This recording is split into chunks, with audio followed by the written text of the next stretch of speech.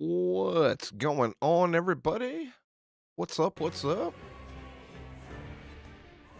So, after looking through the patch notes, I am pretty convinced I am going to start VK. I'm very curious of a few things. So, I'm going to be getting some Void Knight practice runs in between now and update day. See if we can't get that down to a reasonable time, getting through the campaign. What we got about 17 minutes or so until the interview stream starts. I figure I'll at least get started. Or actually, I probably shouldn't even bother getting started yet. Let's go. Let's take a look through some of the patch notes, and I can show you. Oh, another curious thing is the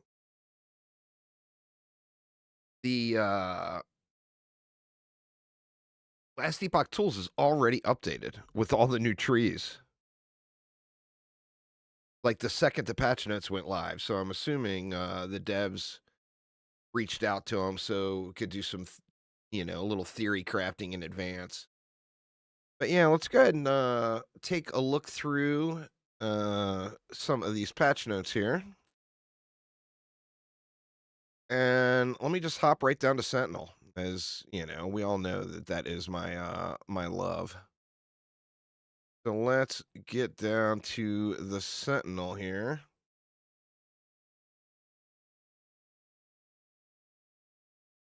There's one thing I'm very, very curious about, and I could tell you what that is.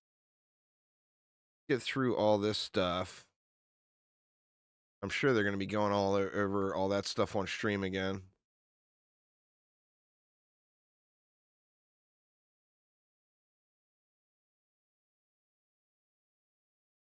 I should have just used the link up top, huh? Here we go, Sentinel. All right, Fearless grants 5% increased health regeneration per point. So that's a nerf in the regular Sentinel passive tree. Which the last couple of runs, I didn't take that anyway. Forge Guard passive tree gets that. They get that two-hander for the two-hander in the shield, which is pretty awesome.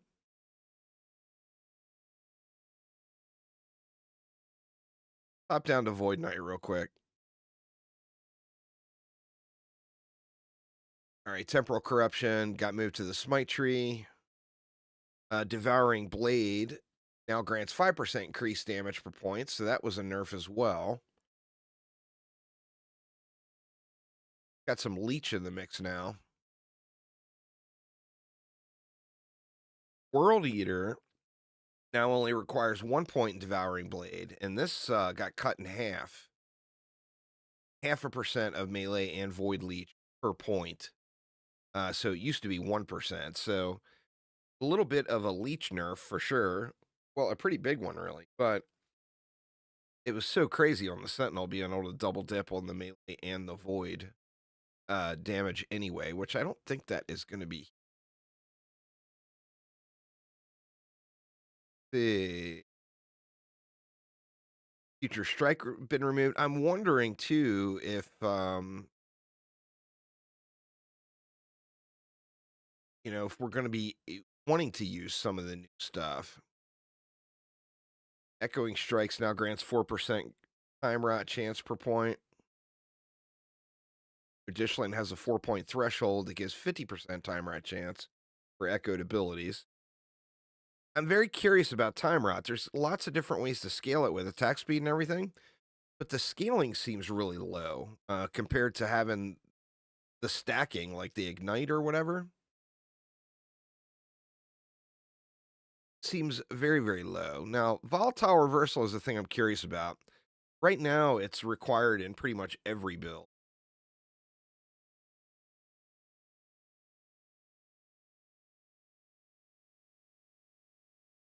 As it's just such a huge, huge, huge gain.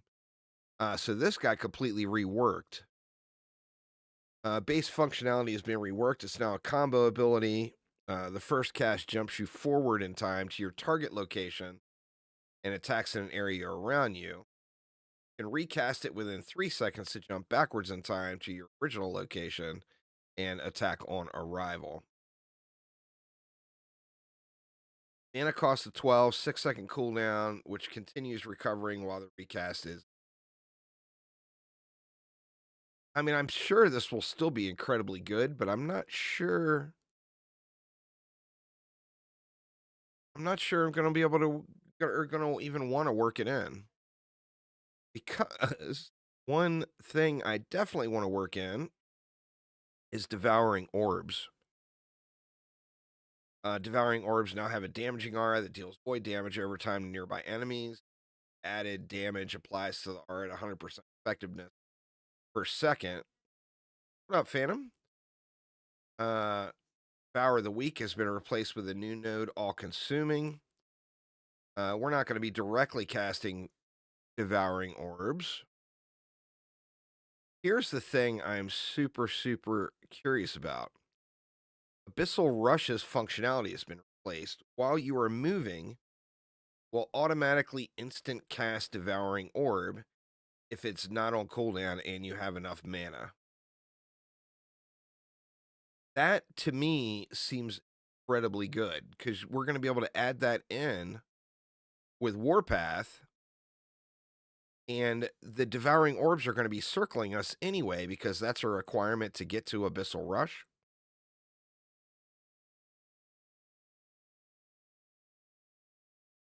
8% chance per point to consume. The question is we're going to have to completely rethink going out the Warpath tree to the mana regen nodes, I think, because this is going to be tough to keep going. I mean, we'll have to see. We'll have to see how rough it is. And if we start running out of mana as we're going. Be Patient Hunger. Fixed a bug where you use Devouring Orb with Dark Moon would have it spawn in an incorrect position briefly. Teleport to the correct one. That's a bug fix there. I think we're going to be able to get Devouring Orbs worked in to the Warpath build, though. Let's check on all. Just 10 more minutes. Is he still playing or is he setting up? Yeah, he's still playing. So we'll wait a few more minutes there. Now, if we went to the build planner here and take a look, we are already it's already all updated. It's already all in. So the new trees are here. The skill changes are. So when we look at like Devouring Orb, that stuff is here already. Auto cast while moving. So I mean, when we look at this, all right, we got to start. So Fearless got nerfed. 5% health regen per point instead of 10%. Juggernaut, of course, is huge. And then Overwhelm is just flat damage. Well, but let's say we went 5 points there. Then we got what we can go armor clad. We're gonna want to get 5 points in that for the damage taken from nearby enemies. So we got to put 10 more points in. We're not interested in Valiant Charge, I don't think. So we can go back to Juggernaut. We can go up to Overwhelm.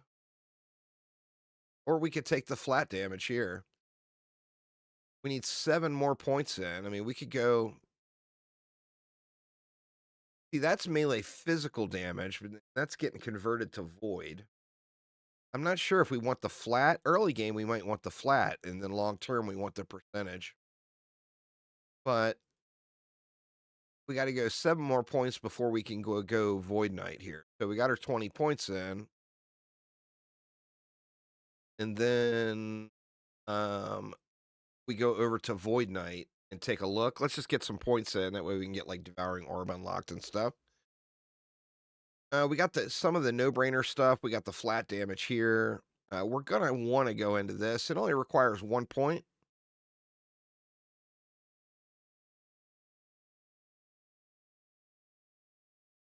So I think we go 4 there and 1 there, maybe? Then we got, melee damage and armor, and then 25% area with melee area skills. So, I mean, I'm gonna want points I'm gonna wanna get to that at least that 5-point bonus here. Let's just throw them in. We know we're gonna want it. We're gonna want that as well. Now what else do we got? We've skipped all of the flat damage, which feels like it's a mistake. What do we got here? Crit chance. Well, we're gonna want crit chance as well. Let's get that cracked off. Um, we can put 2 points there to get into some of this, but we got time rot chance, and we're also gonna wanna get into these echoes. Time rot spread on kill,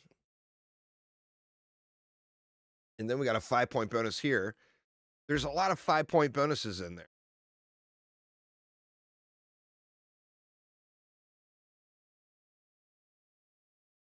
I mean, is that where we would even wanna go right away? I think we'll end up dumping a massive amount of points into Void Knight, and I still wanna get 15 in on the Pally tree. Let's just get our 15 in here. I think what we go for attunement, get the elemental resist. Um, Phoenix Strike.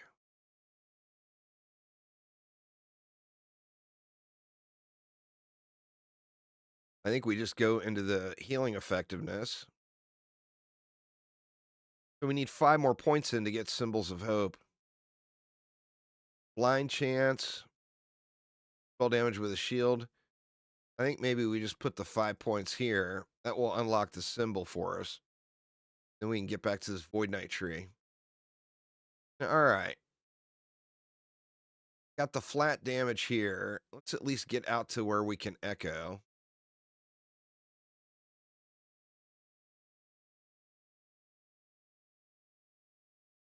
We want the echo chance cracked off. Vitality, increased health, void ages. What's going on, Mark? How you doing?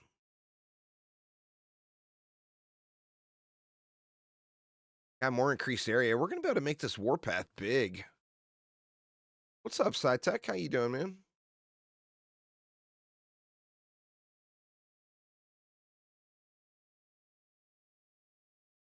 Feel like we go with the 5 points here just to get the timer out duration. Happy it's Friday night. Hell yeah, man. We got increased melee void damage. And then we got a melee kill threshold. There's just so much good stuff here. We would want the 10 points here for the attack speed and the echo chance. We would want that for the echo chance. And then we've got so many good nodes, like, you know, void damage and straight up movement speed. We're going to run out of points here. But we got 17 more points we could spend.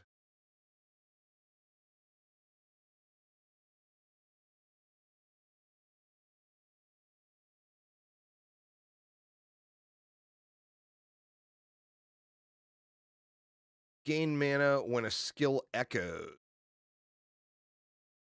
That might be something we want to go into if we have mana problems. I mean, I feel like we would take a bunch of this flat and just the increased damage. Yeah. Let's just go 10 points there, 4 points there. Actually, think we would want to max this for survivability. All right, so let's assume that is where we went with the tree. Now, there will definitely be some changes. This one, the 5-point bonus, I think is huge. Mana gain when a skill echoes. Because one thing that we will have is our mana is going to be draining like crazy. So to start off, we would put Warpath in a slot. We would want Symbols in a slot. We'll want Devouring Orb in a slot. very likely we'll want anomaly in a slot, and then that last slot, we could even throw volatile reversal in and use it as movement. I'm not sure that's what we'd want to do though. But if we look at whirlwind, we take the normal route here. We'd want to get out to the warpath echoes. Base physical damage converted to void with the time rot chance. And then increase damage per time rot stack. We got armor shred, or wait a minute. Or yeah, we got armor shred here. War slash after warpath we wouldn't want. Now, this is what I'm thinking to keep the mana flowing. We wouldn't even need to put 5 points in. Say we put 3 points in. That gives us 21 mana every 3 seconds.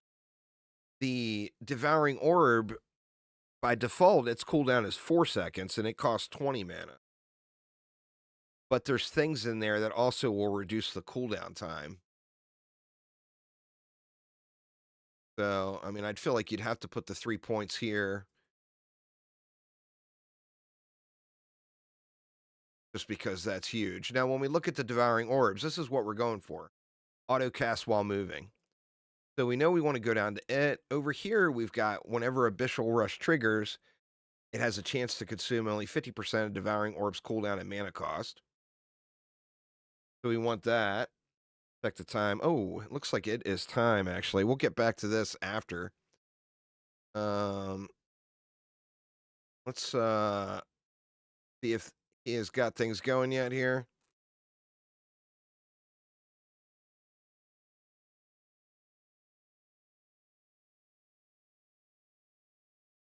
There we go. There we go. All right. Working on it. Here we go. Oh my gosh. Right. I think I might have actually did this correctly. Hold on one second. All right. Let's test the scene. Let's test the scene. Judd, Ross, Carve, Mike, Aaron, Frosty. Holy crap. I actually guessed it right. I can't believe it. Okay. So before we actually start, we're going to do audio check. Everybody, we weren't able to do a dry run of this. So we are going to start with each person from EHG talking about their morning routine, starting with Judd. Judd, what's your morning routine? Morning routine. Usually I get up and I read the news. I have this this one little news digest that comes to me called the Morning Brew that I read every morning. I do that and then I go to Slack. We see if everything is going well within the studio. Take my daughter to school. My oldest daughter's 15 now. My youngest is 2. Yeah. Okay. You still checking? No, your audio is good. Chat is just saying that there is an echo. Hold on one second. Okay. Yeah. I'm pretty sure Cat is yelling about echo. What do you mean? Nobody's yelling about echo. Hold on a second. I see some caps locking. No, I don't see anything like that. 1 second.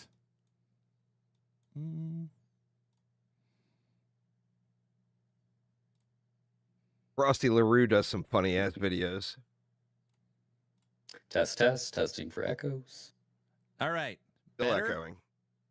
Test. It's on Aaron's end. It's not on Judd's end. No? Ollie says it's still echoing. Is it on my side? Somebody else talk and see if there's an echo. There shouldn't be any double sources. Hold on a second. It's Aaron's side. It sounds totally fine in the call. Yeah right. There's no problems. Okay.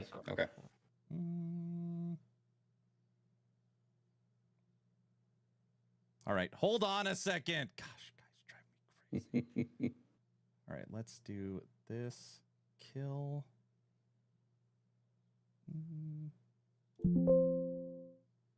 Apparently the echo is not specific to Judd.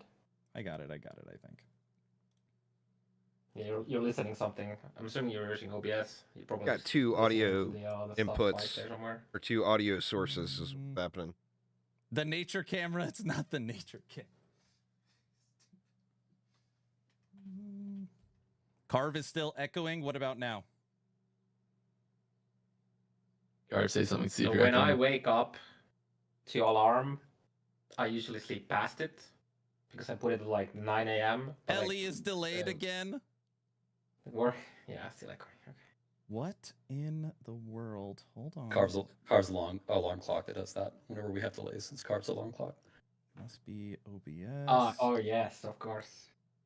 Why would there be an echo on there? The All painting's except not Aaron skewed, is it's like- echoing. It's got to be Discord. It's got to be something Yeah. in Discord. Kind of nice though, since like if I sleep past the 9 a.m. to like 10 or 11, it doesn't really matter too much because the workday usually starts like 6 p.m. for my time. So Test input. I got some leeway there.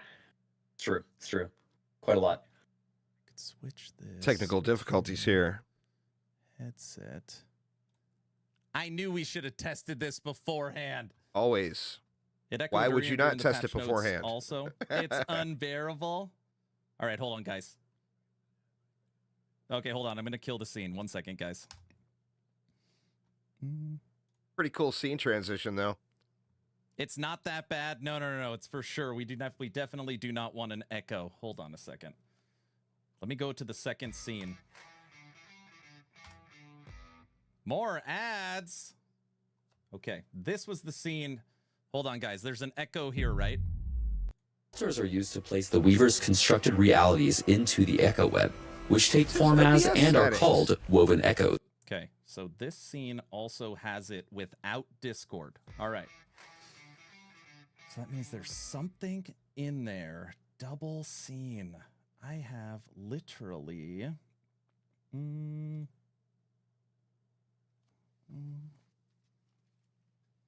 Let's take off the headset. So the Town Portal podcast normally has no echo. Switch to that.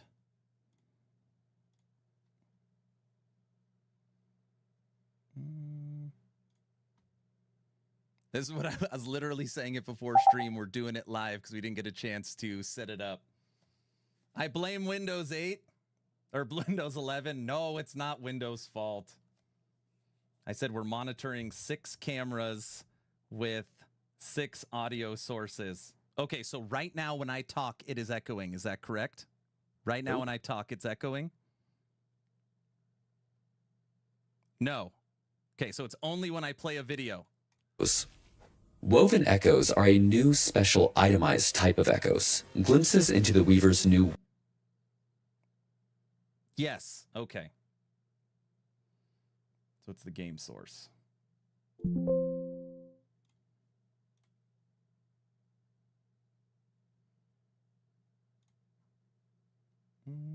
We'll get it. Just give me a second.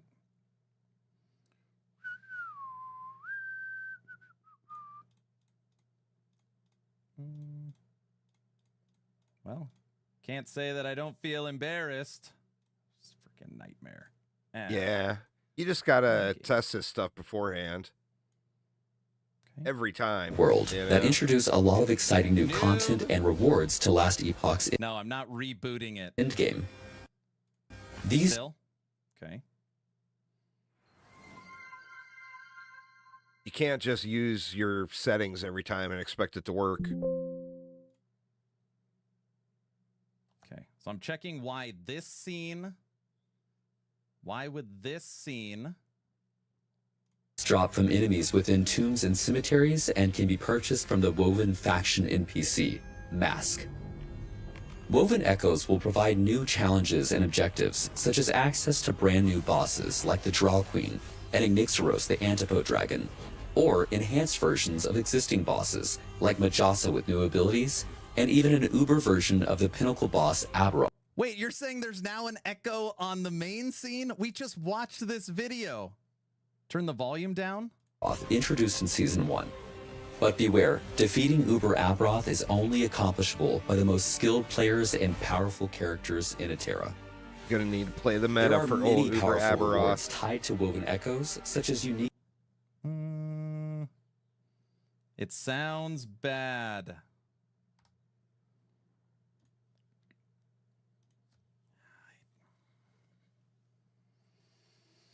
Well, at least there's a lot of people watching a train wreck. Settings or speakers. That is fine. This, you think it's... Oh, no way. Do you really think it is? Oh, it's brutal. I don't want to reboot Streamlabs. Oh, no. Oh, no. Well, if he's using Streamlabs OBS, there's Sourcing problem two one. audios? No, it shouldn't be sourcing two audios. There's only one. Just hurry up and do it. Oh. All right, I'm going to give away extra copies of Last Epoch at the end of the stream. All right, ending the stream. Oh, how brutal. I just feel so sad. All right, we will fix it and reboot. I'm sorry, everybody.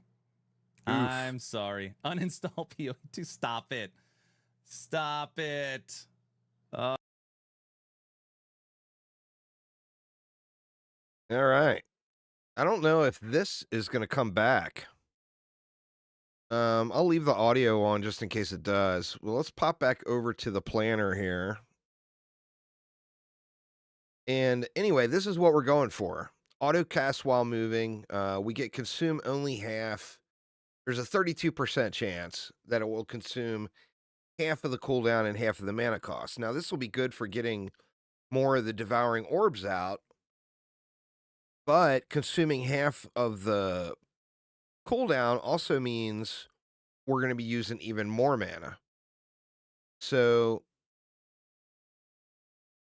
we've got like raw damage here. I would hate to have to go into these mana efficiency nodes, miss damage, because like we got impact damage, and it's 80 flat damage for each impact. And then we got big increases to this at 40% per point. Then we got void penetration here. That's only refers to devouring orb and its void rifts it creates. Here we got global more void damage. Have increased mana regen while devouring orb is active.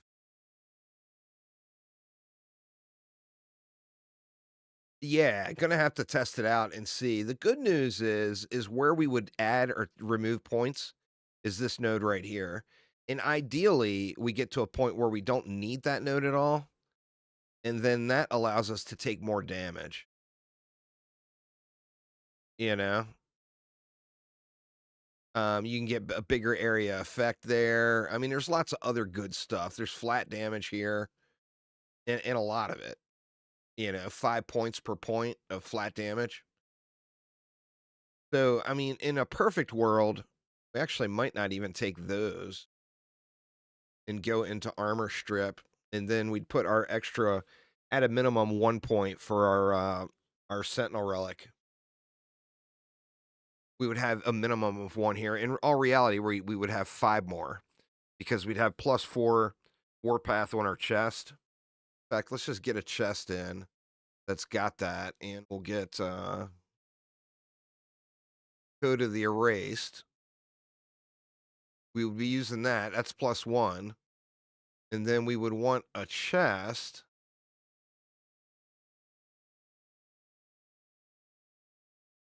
with +5 on it. Where is it? Warpath, Warpath.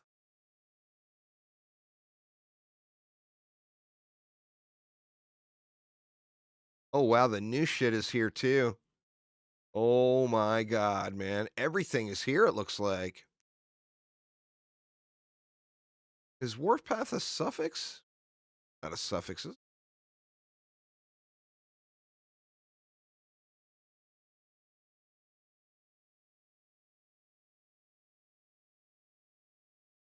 Did I scroll past it?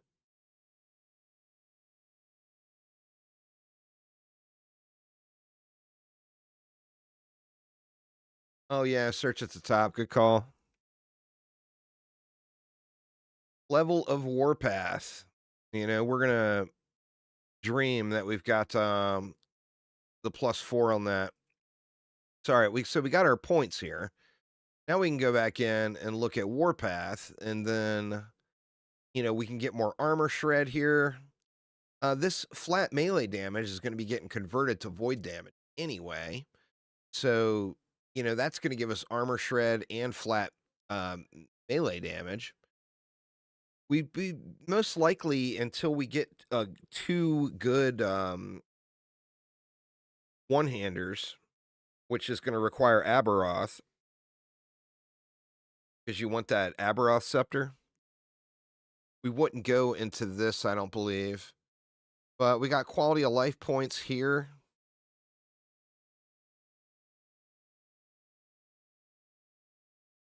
Let's put the 4 into that. Let's go with something like that.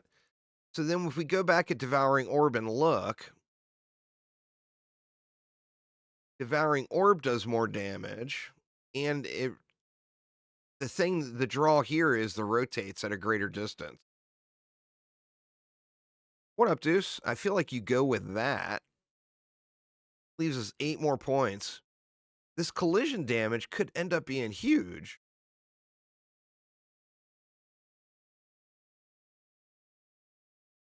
Here you get the eruption. The only way to get down to this mana efficiency is by taking this eruption, which also is going to increase the duration by 40%, which I feel like sucks.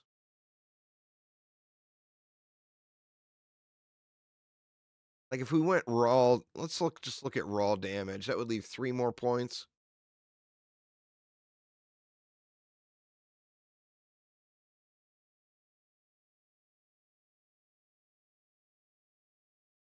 The gain on that 20% area. Oh, here we go. More duration. We would want to get into that. I feel like duration would be more important than probably the collision damage. 20% more duration. So we'll have more spinny balls going at the same time. Now, Symbols of Hope, of course, got changed quite a bit. A lot of stuff moved around. So we would go endurance threshold, cooldown recovery speed, and up to an additional sigil here. The sigils are going to be auto cast here. And this is where that would normally be. But now we got crit chance there instead. So we'd want our crit chance up. That's going to be 80% increased crit chance because we're going to have 4 sigils up with that. And then fire damage would be converted, I think. Oh, we would have to take that point.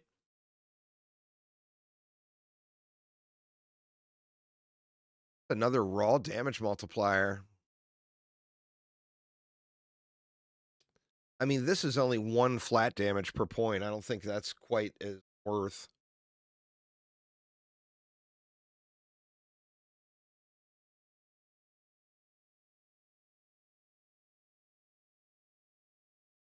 I don't know. We would definitely want fire damage converted, though. We went like that. We don't need the ignite chance. Anything else healing related? Well, we need this double health regen from symbols. Because I ain't healing Psytech. Sorry, Psytech.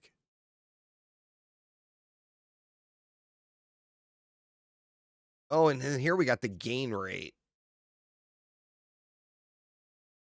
which I feel like that would be pretty good too. Now, where would that leave Anomaly? Anomaly is all about getting the damage boost.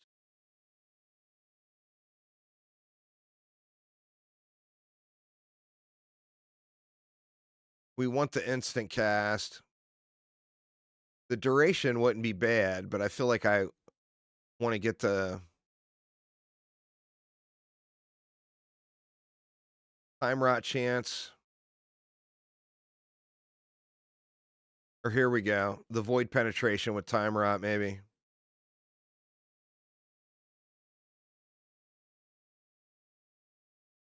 Oh, anomaly effects triggered instantly. We want to get out to 8-second lower cooldown. We definitely want that.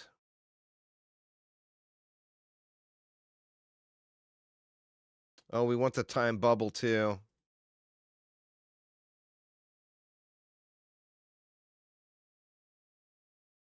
More crit chance. I think we're going to be crit capped anyway because there's so much crit stuff added in. I don't think we would need that, but the attack speed would be good.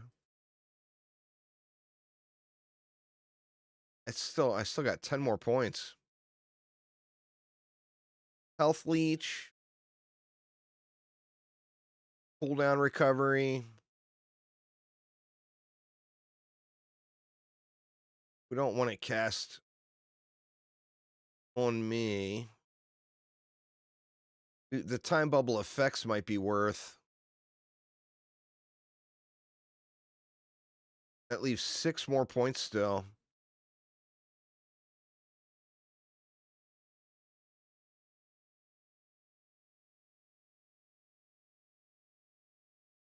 I guess we could go into the void penetration. Increase void damage for a duration. Something like that. Now, what do we take as our last slot? We could just go with something like lunge, or we could still take volatile reversal and use it as a movement ability instead of using it as like a damage buff. I mean, it's still going to give us a damage buff.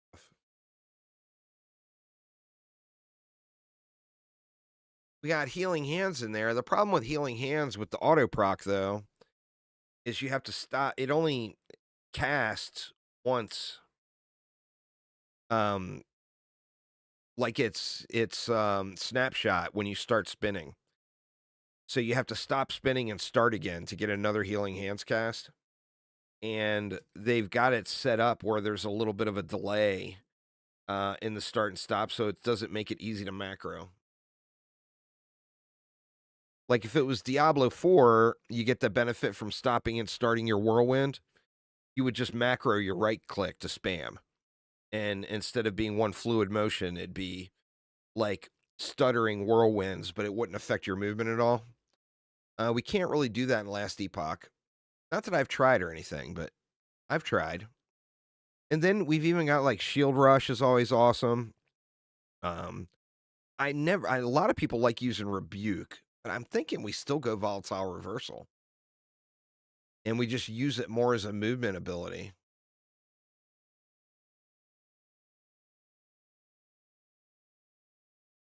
You can use volatile.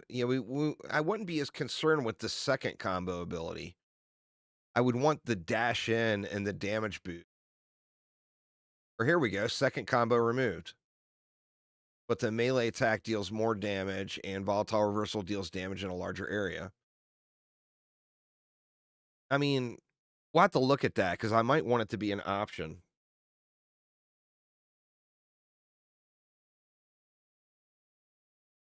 Yeah, I'm more concerned with the damage buff.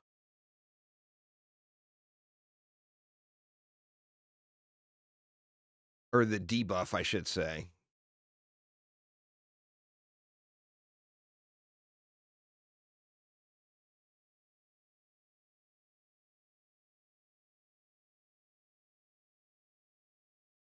Chance to slow.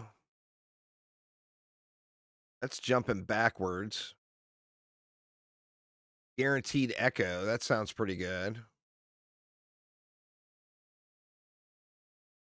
I think it's the void essence we want, right?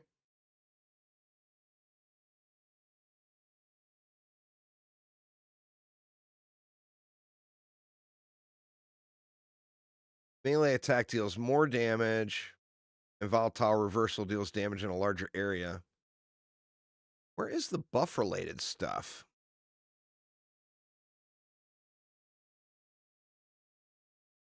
Hmm.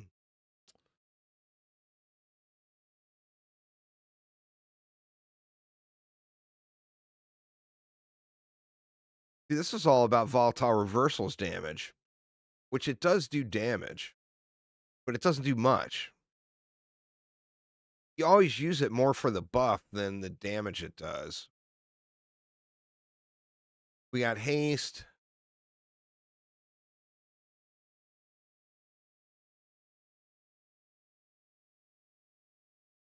Armor mitigation. That's when jumping backwards, though. There's not enough jumping forward. Or here you go. When you jump forward in time, your existing devouring orbs become older. Causes them to expire sooner, which makes them do more damage.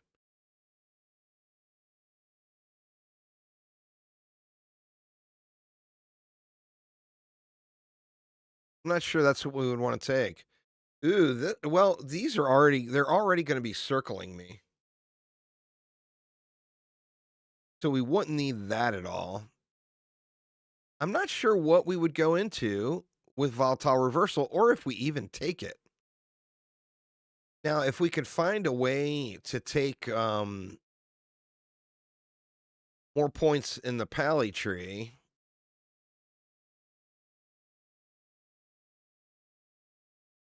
Well, no, we wouldn't want more points because we're not going to use judgment.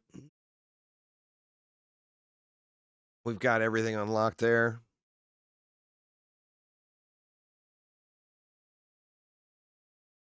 I'm not sure what we would do. Let's check see if he's back yet.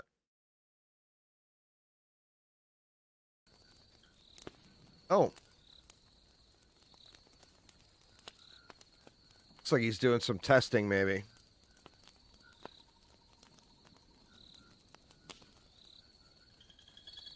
Anyway, it's going to be very curious to play with. The paladin changes. I still think a fire paladin, fire warpath ignite paladin is going to be good. Thanks for following. There, Pita. Is that supposed to be Pita, or am I pronouncing that wrong? If it's supposed to be Pita, and your name's Peter, then it's glorious.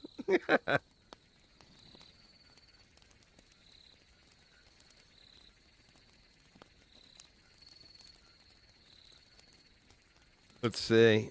We'll leave the audio on for this one. Let's hop back over here and look. Now, to start, we would want... I mean, the easiest thing to farm is without a doubt the apathy ball. Especially now that we can choose our own crit chance. So that's just going to be the way we start, without a doubt. 100% the way to go. Same thing with like the belt. We would want, while we're farming our apathies, we're going to get 47 of these belts. Where is it?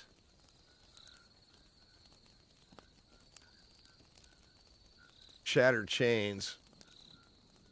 Shattered Chains, of course, drops from the same boss that Apathy drops. This is flat void damage, increase melee damage, etc., etc. So that one is kind of a no-brainer. To go into Zoomer mode, you know, these are easy to come by. We would want Dark Strides.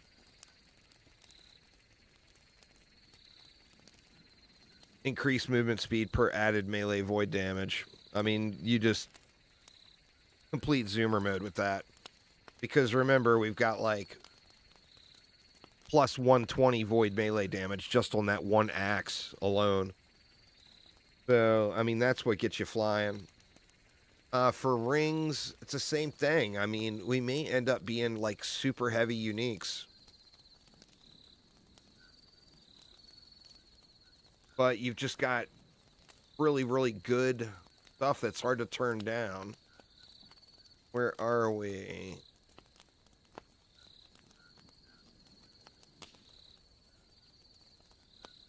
Siphon of Anguish. Once again, it's more regen because you get all that void damage and melee leech. You get more movement speed. You get more applications of doom. I mean, in all reality, you could use 2 of those. But now we're getting to the point where we got so many uniques, we're going to be missing out on lots of other stuff. That's too many uniques, you know? Gloves, we would want to just go with regular old gloves. We want the Solarium gloves for the crit chance. And then we'd get more crit chance.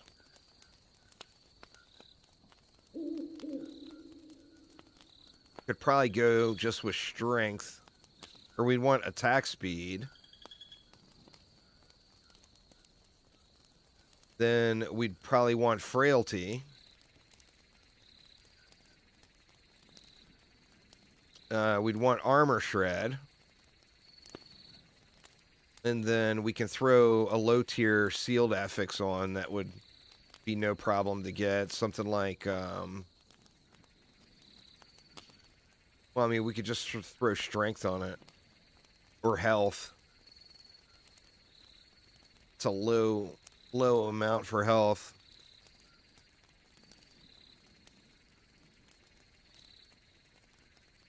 Let's throw that on there. Let's go with like tier 2 hybrid health.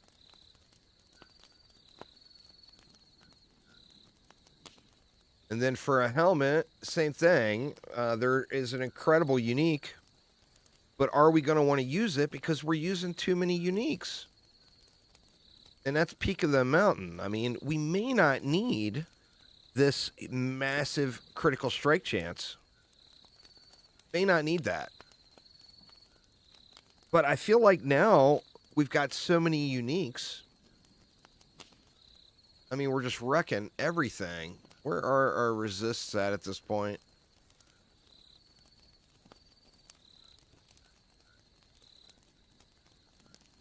Where are resists listed here? I think it'd be under defense.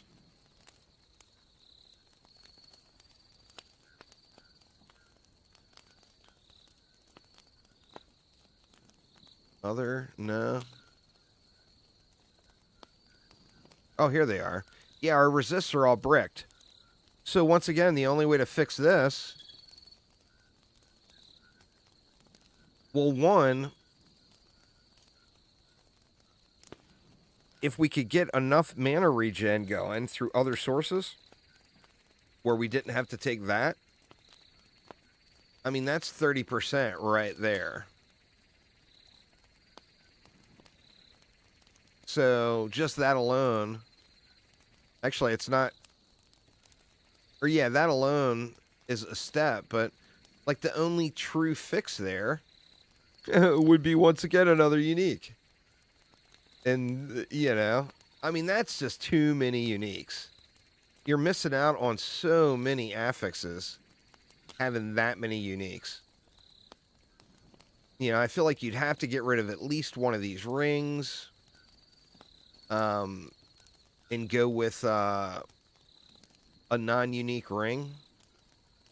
I mean, granted, we can get lucky and get like high LP on all of those items, but in reality, that's probably very, very slim. What's up, Mr. Mamby?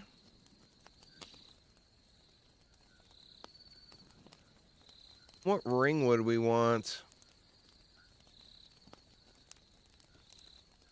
Or what ring base would we want?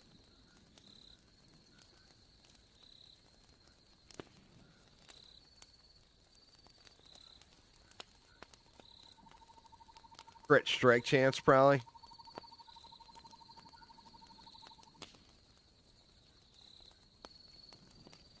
With more crit.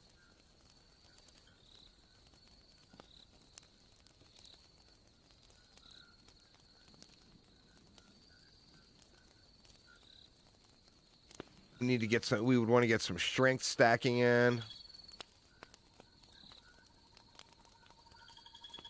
Maybe we could go a tier 5 strength, and then we want all health here, I think. This is one of the new ones, added health and health regen. That's crazy, man. They got all this stuff in. The devs must have hooked them up.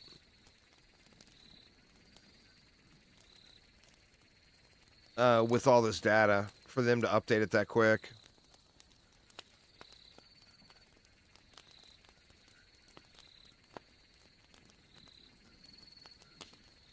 I mean, I feel like you go with that.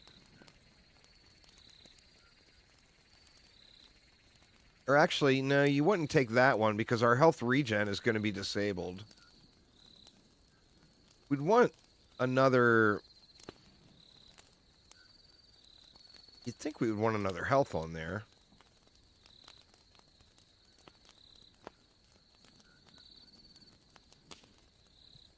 Let's leave it. Let's leave it. And then if we look at our sealed affix,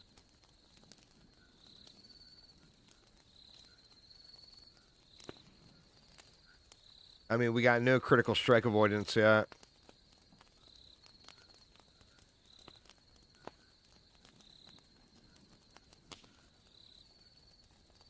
Got a bot to ban there.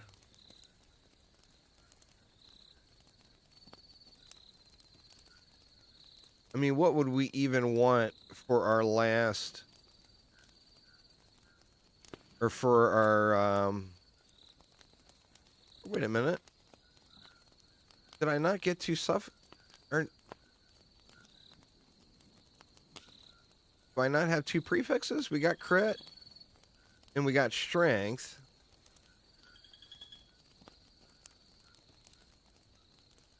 We want health as the second. We'd want flat health.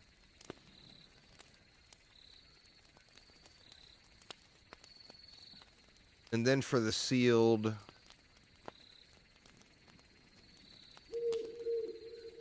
I don't know. Let's just put like a tier 2 crit strike avoidance on there. Just for something. And I mean, it's all about, are we going to need Peak of the Mountain? Because there's really good helmets that don't require uniques. It's just this one is such a no-brainer. But like if we could go with a regular helmet, increase echo damage when a skill is echoed, that's going to give us some vitality, and we could stack stats on this. That would be just incredible. Damage over time. I mean, we could get armor. We could get a tier 6 armor shred there.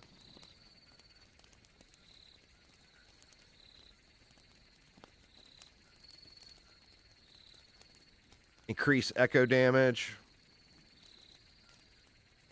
And then we want to go health again. So we'd go of life, and we'd go of the ox. And the of the ox is the percentage gain. Why, and then hello everyone, and oh, welcome he's to the back. official Action RPG live stream. My name is Aaron, owner and operator of the YouTube channel Action RPG. And we made it. We have arrived. It's here. It's 4 hours and 27 minutes until the podcast, and I believe 27 minutes until the patch notes arrive.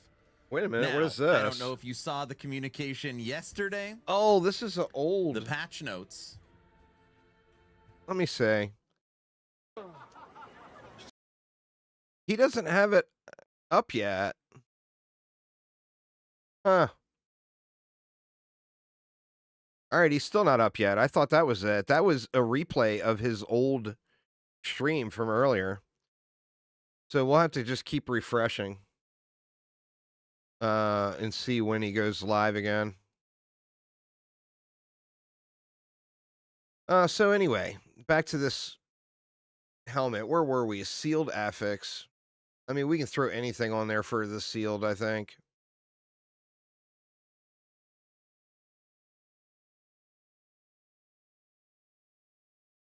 We can go crit strike avoidance there too. Oh, it looks like they're live on their YouTube channel. Or on their Twitch channel. Let me look.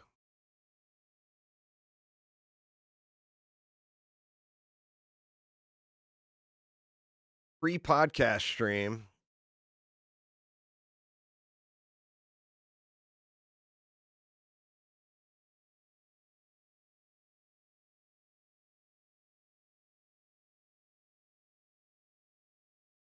Maybe it's going to be over here.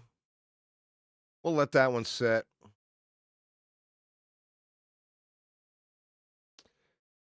I mean, the Omnis fixes the resist, but man, would really just love to not have that there too. And what does that bring our crit chance to? It says our crit chance is only 27%, but we have none of the rolls on any of these uniques is why. Which, I mean, we would get that up very, very quickly.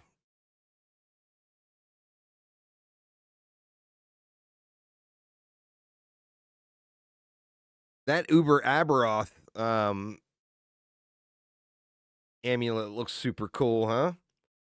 That's going to be impossible to get. I mean, you're going to have a boss killing build for it.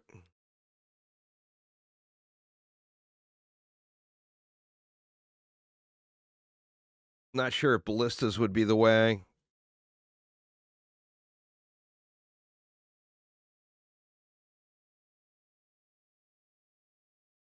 Thanks for following there, Nick. Appreciate it.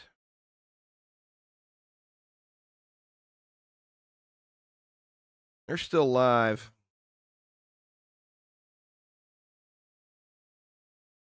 But they haven't started yet. These man are 40 minutes behind. Yeah, I'm not sure. I mean, the goal would be like we could get rid of shattered chains probably. I mean, we would have to just get rid of this, right? It's not we can't have too many uniques in there. I mean, unless we get lucky and everything's LP3, you know. Obviously that would fix all the wrongs. But let's see, do we have a crit necklace? Yeah, the silver amulet we would probably want to go with.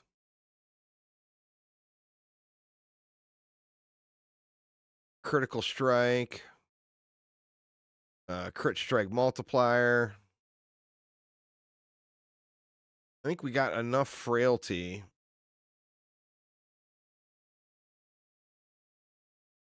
I think we'd go, we'd go health. Can never have enough armor shred. Then what about for a low end sealed?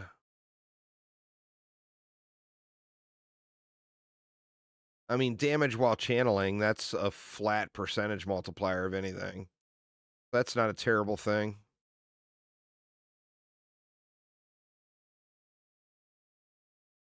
Is there void damage?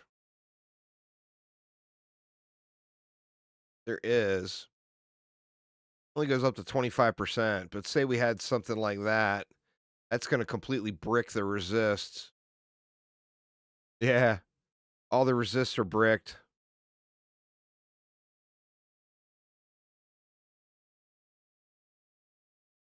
And the health pool is not tremendous either.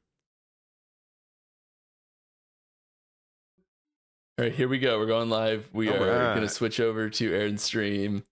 Sorry about the confusion, everyone. Here we go. Well, all right. So going back over to Aaron's stream here. Let's see.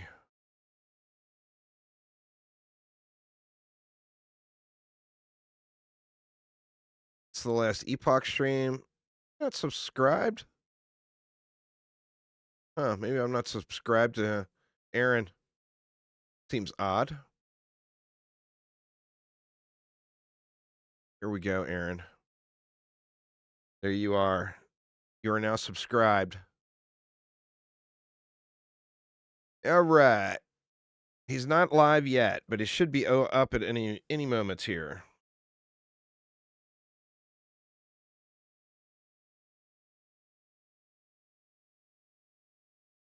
Maybe.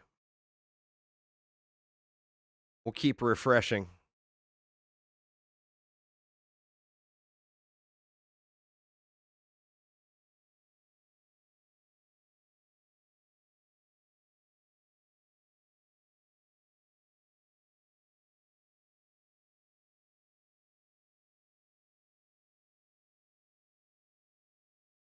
Not gonna go Twitch, or no, he's not live on Twitch yet either.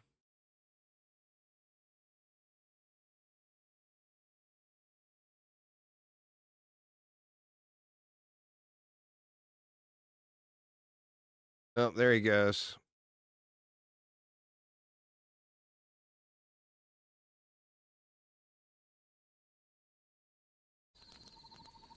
This should be the one. All right, let's see what kind of good info we get here.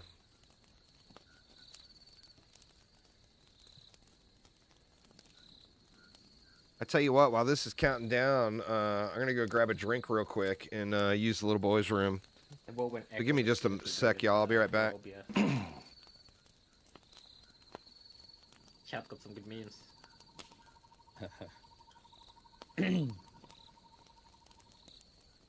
Void Knight buffs were too strong. Your audio's live, attacks apparently. came back. Yeah. Testing. Testing. We're testing, you know?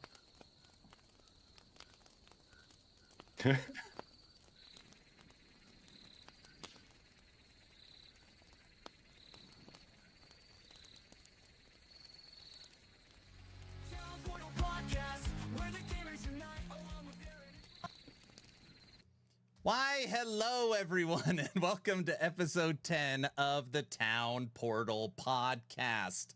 We had a couple of technical difficulties, and hopefully all those technical difficulties have been taken out.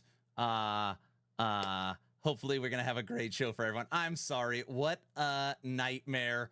We had a bunch of people watching, and then things didn't go as planned, so hopefully everything is taken care of. I had to rebuild all the scenes and get all the audio, so we're going to test and see how everything sounds. Judd, how are you doing today? I'm doing very well, Aaron. How are you doing today? Good. Can everybody hear Judd without an echoing ring?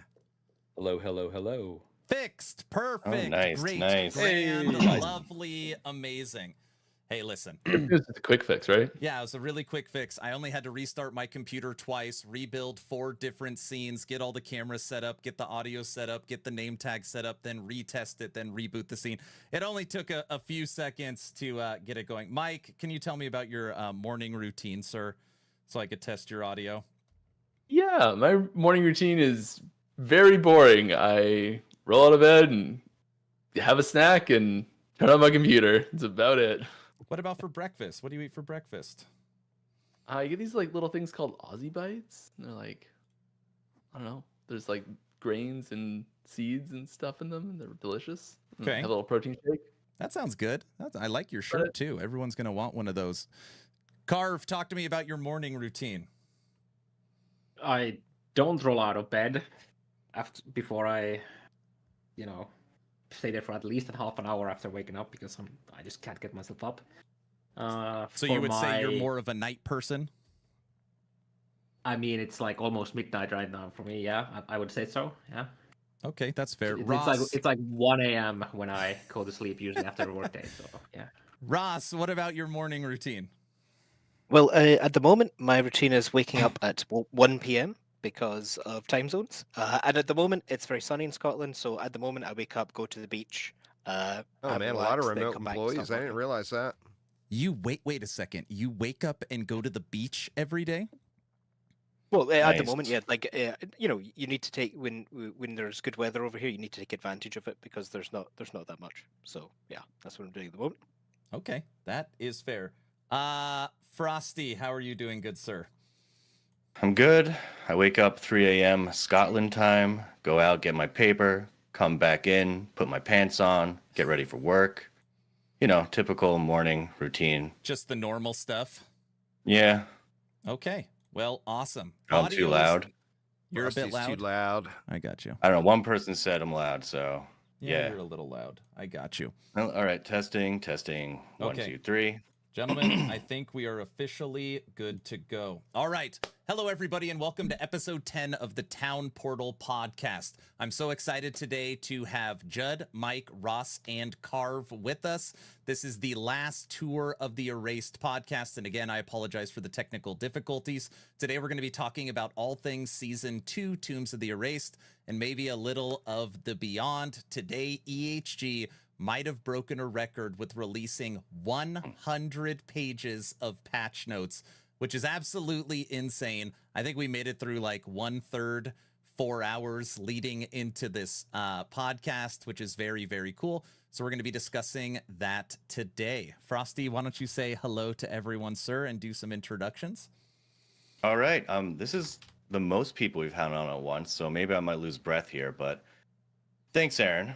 I'm beyond hyped for today's episode because we've got not one, not He's two, reading it. not three, but 4 absolute legends from 11th Hour Games joining us. That's right, the brilliant minds behind what is arguably the best ARPG of all time, Last Epoch. First up, we've got Judd, the founder of 11th Hour Games and game director of Last Epoch. This man is an absolute gigachad. He'll give you a thumbs up if he catches you playing Last Epoch on the job. I don't know what I think about that's that. the kind of leadership I can fully support. Next, we've got Ross, the creative director.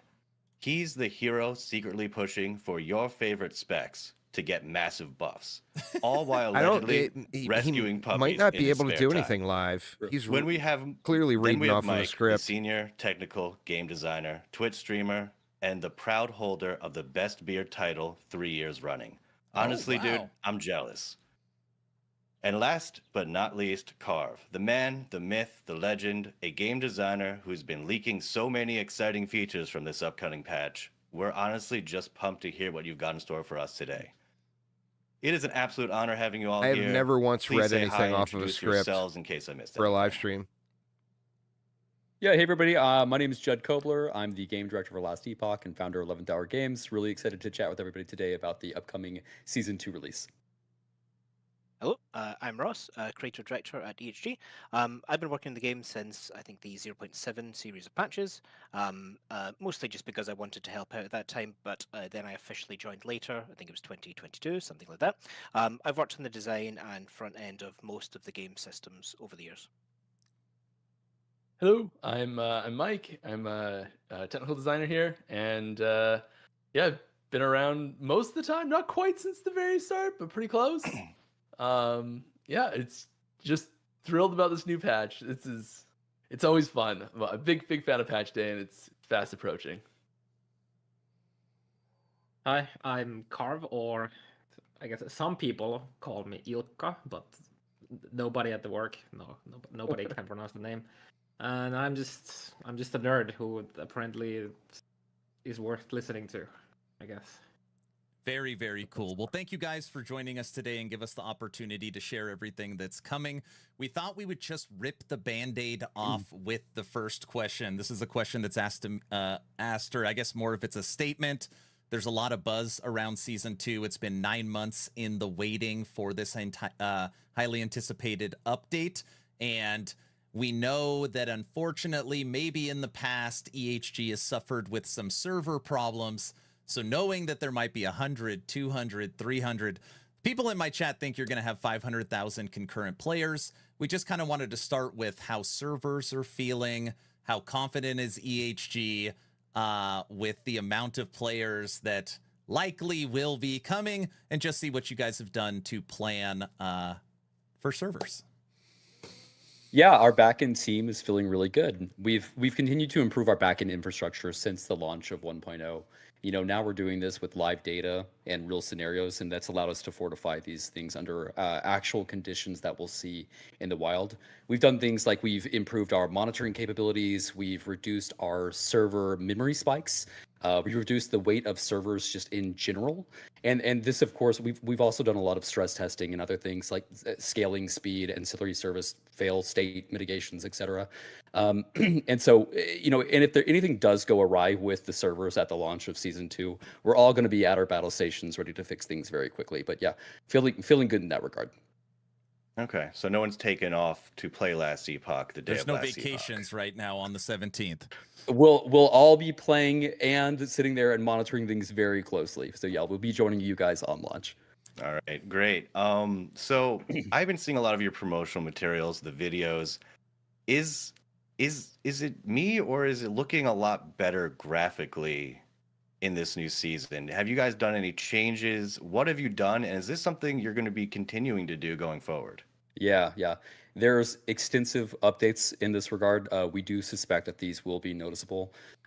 We've got this massive internal campaign going through and auditing all of the player animations and combat sounds and updating those. We're still replacing all of our enemy and VFX that aren't up to our new, much higher level of quality. And you'll be seeing a lot more of this in upcoming season releases as well. But yeah, with the release of season 2, Last Epoch is looking and sounding better than it ever has for sure. Ross, you've been working very closely in those pipelines. If there's anything specific you'd like to add to that. Yeah, so yeah, as you mentioned, Judd, every season comes with visual upgrades as we update older content. Most of these improvements aren't generally attached to a specific season as a goal. We just continually work to improve visuals. There are some exceptions where we might target a specific large visual improvement project to a release, like when we updated the player shadows and lighting at 1.0, or when we added environmental variants to echoes. Updating the engine helps with our options here as well. In terms of VFX updates, we target both player VFX and enemy VFX for improvement. And depending on how old a particular effect is, reworking it can result in abilities looking better and performing better, and being clearer in terms of visual weight and clarity. I think visual clarity is always important, but especially so as you continue to add more complex mechanics to the game. On the sound effects side, it's a similar sort of thing there. We either update older sounds because the sound team have targeted that for improvement, or because there is a visual rework of something that facilitates the need to update the sound there. On the environmental side of things, in terms of level design and textures, we are in the process of a big push there in terms of both the fidelity and clarity when it comes to things like ground textures and contrast, which has a big impact on overall readability when it comes to combat. So yeah, as Judd said, you'll continue to see improvements across the board here with each season. Now, recently, EHG has done an engine upgrade, and you've basically gone to a newer version of Unity. Has that unlocked more potential for what you can do as designers? There's certainly been Go, Judd. Yeah, there's certainly been aspects of the engine upgrades that gives us more insight into what the code is doing to a deeper degree and what we are able to push going forward. There's upgrading the engine gives a lot of internal ability to improve things. Sometimes it does come with performance upgrades as well. Those are things that we're always excited about. And upgrading the engine is important and something that we do from time to time. Okay, cool. 13 pages of bug fixes. How important were getting these bugs taken care of before season 2? Really important, right? We want people to know that we're going to be pushing higher and higher quality content as the studio and game mature. Lots of bug fixes coming in season 2. And although there will likely always be some bugs floating around, we've got more dedicated resources for bug fixing than we ever have by a large margin. On that note, if you guys end up finding any bugs in game, please do use that in-game bug reporting system. It's super helpful to us. It gives us your logs and character information, which helps us find and fix bugs, literally 1,000 times faster. So if you guys see something, say something for sure, and it's always much appreciated. Nice, Awesome. nice. Cool. So, I mean, I didn't get a chance to read all the notes, believe it or not. I think there's like 100 pages. Along with the 13 pages of bug fixes, I saw like massive amount of buffs for underused abilities. Now, I know this is just like a blanket question everyone can answer. Are you guys looking forward to any particular ability specifically that has been buffed to play with in this upcoming season? And everyone can answer one, what their favorite one is. It's not buffed it's buffed slightly from a damage perspective, but we updated Lightning Blast to actually a chain, and that really helps. So like rather than hitting all enemies at the same time, it sequentially changes, which makes it a lot more satisfying. I think there's a few affixes we've added for this as well, so I'll be trying Lightning Blast. Lightning Blast For is me, what I'm procs really off that excited to be amulet. trying out Symbols of Hope now that the functionality has changed. I think that's going to be a major improvement to the Sentinel's skill set. So really, really excited about Symbols. There's some like little buffs to Smelter's Wrath, and there's potential in them ability hills. So I'm looking forward to eventually what that's gonna become. For me, it's probably I'm most excited for turning Judgment's consecrated ground to aura. Now that I don't need to dump my entire mana pool anymore, because that node got changed to not dump your mana pool anymore, and since Volatile Reversal doesn't immediately give your mana back all now, so you can actually use some other skills and don't need to worry about the Volatile Reversal That's a stuff. thought too. I Carve, guess you know would get what you're Judgment doing. Aura You're trying in to on bring the a Fire true Spinner. RF to Last Epoch. Don't try and fool anybody. We know what you're doing. Come on. We have a And we couple also get- skills that are basically like Righteous Fire. That being one of them, and one of the uniques coming for Acolyte, Oh shit! I think gives you somewhat similar playstyle. Like a Oh, Fire boy. Aura. Frosty, I can tell you that I'm probably going to be the only content creator in the world that's going to be playing Summon Bear for my season start. We are going to make a Primalist Beastmaster Summon Bear build. I mean, I'm probably going along with majority of people that I've talked to and just going Heartseeker because I love bows, and I'm so happy with that. I am so unbelievably happy with that. That's hands down what I'm going. Very nice. All right, guys, I don't know who wants to tackle this question. I feel like once Season 2 comes out, there's going to be a lot of questions around this. WASD movement in beta form.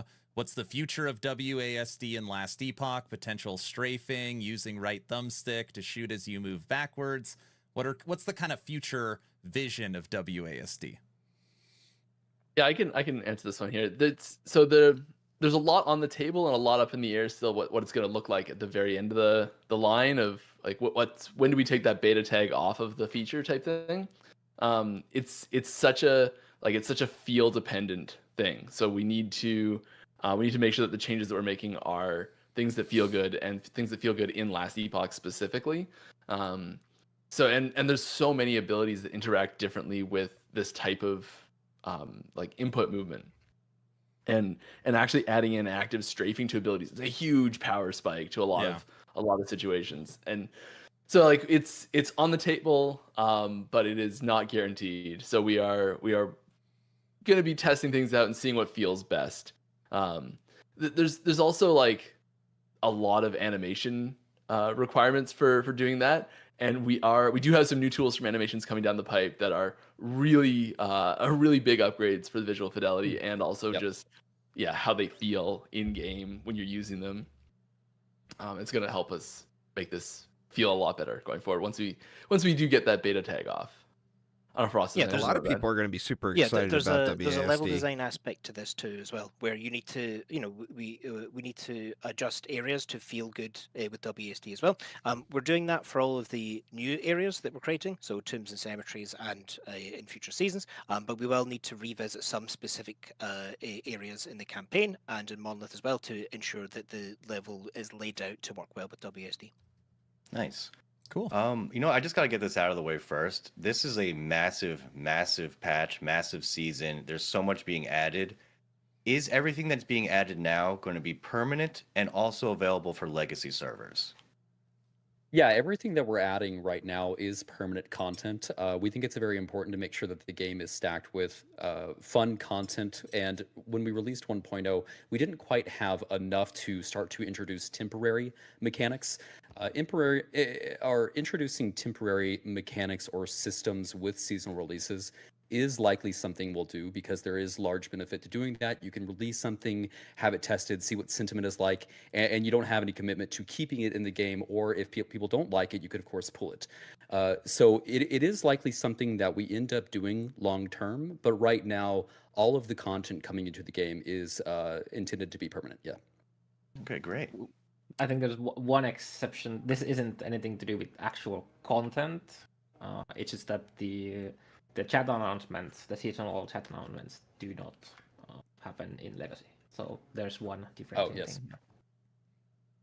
And what are those announcements going to be, Carve? Probably gonna see me die in hardcore. Oh, jeez. Loot Lizards got hit with a pretty big nerf, 40% reduction. What would people expect the loot increase to be? So right now you probably see a couple Loot Lizards almost every echo. Are we going to be super excited to see them from the loot that they drop? I mean, they've got a ton of really great loot already. We're not actually buffing the loot on them a ton.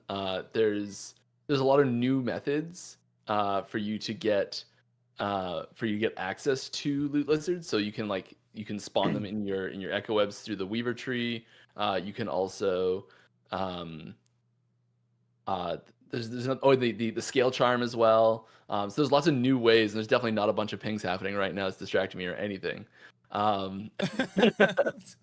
Yeah, you're telling me. There's a lot of new ways to get access to the loot lizards when you really want them a lot. So you're still gonna be able to spawn a whole bunch of them, but they'll just spawn less consistently and just randomly, and you'll stumble across them a little bit less.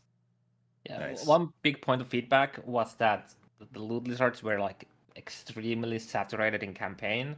So the reduction in amount of loot lizards you find is mostly notable on campaign because with the Weaver tree, and then there might be a Woven Echo that contains loot lizards. You can in end game get a decent amount of loot lizards still. Well, speaking of loot in campaign, I know these champion monsters, these like mini boss type monsters that have been added to the game, will be in campaign. They have a potential of dropping, I think it was a pile of uniques. Is this something that could possibly happen in the very early stages of your new character in a campaign? Yes. I'm actually not sure. I'm not sure actually. Can we ask Holly that, and we can get Holly's back to checking. you on the answer to that? Yeah, I Holly's suspect a the good source answer for is this. yes, but I'm not. They are I mean, difficult, and if you don't have any gear from previous characters, and you're like a fresh start character, and you see one right at the start or as early as they can be seen, they are quite difficult. While Yeah, we're Holly's waiting for checking that for us right now. answer, when you guys see First loot death lizards incoming. or hear them, does anybody else hear dolphins? Somebody in Yeah. EHG must hear a dolphin. I can't be the only person. You might be the only person. No way. Yeah. That's Mike what says yes. I hear where you're coming from there. yeah. Okay. Okay. It's like a dolphin and a murloc had a baby. Yes. Okay. Perfect. I would accept that. They can drop a pile of uniques very Okay. early. Okay. Like a pile of exalted items as well. Some of the loot drop types are in-game only, but uniques Alright. can be pile at of any level. exalteds. The I pile mean, of that's exalteds is great late news game for only. speedrunners. Yeah, you're not getting piles of exalted items on campaign. Yeah, but Right. uniques can be at any level. Okay. So there's been a lot of shift on loot drops more towards magic and rare enemies as well as making those enemies tougher. What prompted that change, and are other loot pools going to change maybe in the future, or is that kind of where you want to take loot? Well, we don't have anything to really share about future loot pool changes right now. As for the question about the magic and rare enemies, it just improves the feel and flow of the game a lot. You know, you fight these not normal enemies, and then they'll drop some, a bit better loot compared to everything else, and you don't have to be clicking these shards and runes and whatnot that normal enemies currently drop quite often. So it just means that you loot a lot less often. So it just feels better. It just feels better. That's what we found out when we tested it. Nice. So these new woven echoes seem really cool. Is there a way of getting them, I don't know, through the auction house or the merchants guild, or increasing drop rate through Circle of Fortune, or does everyone have kind of like an even playing field? Yeah, They aren't tradable. they're not tradable. You can't Okay. get them in the bazaar. Circle of Fortune players will get a bit more of them through their perks. There you go. But other than that, they are pretty equal. Okay. Some major changes were made to enemy dot, so damage over time. A 50% reduction in corruption scaling, as well as 15% less damage to players. Was dot overtuned, or was it just requiring too much of a gear commitment? I mean, both. We don't have. It's a lot easier to mitigate hits. There's a lot more systems that specifically mitigate hits. So there's a couple different ways to go about it. We could provide a lot more ways to mitigate dot, or we could just make dots be less dangerous, so you don't have to go out of your way on already very limited pool of affixes to start tanking all of the dots. So we just felt it was better to not put more pressure on that and instead just overall reduce the damage dots there.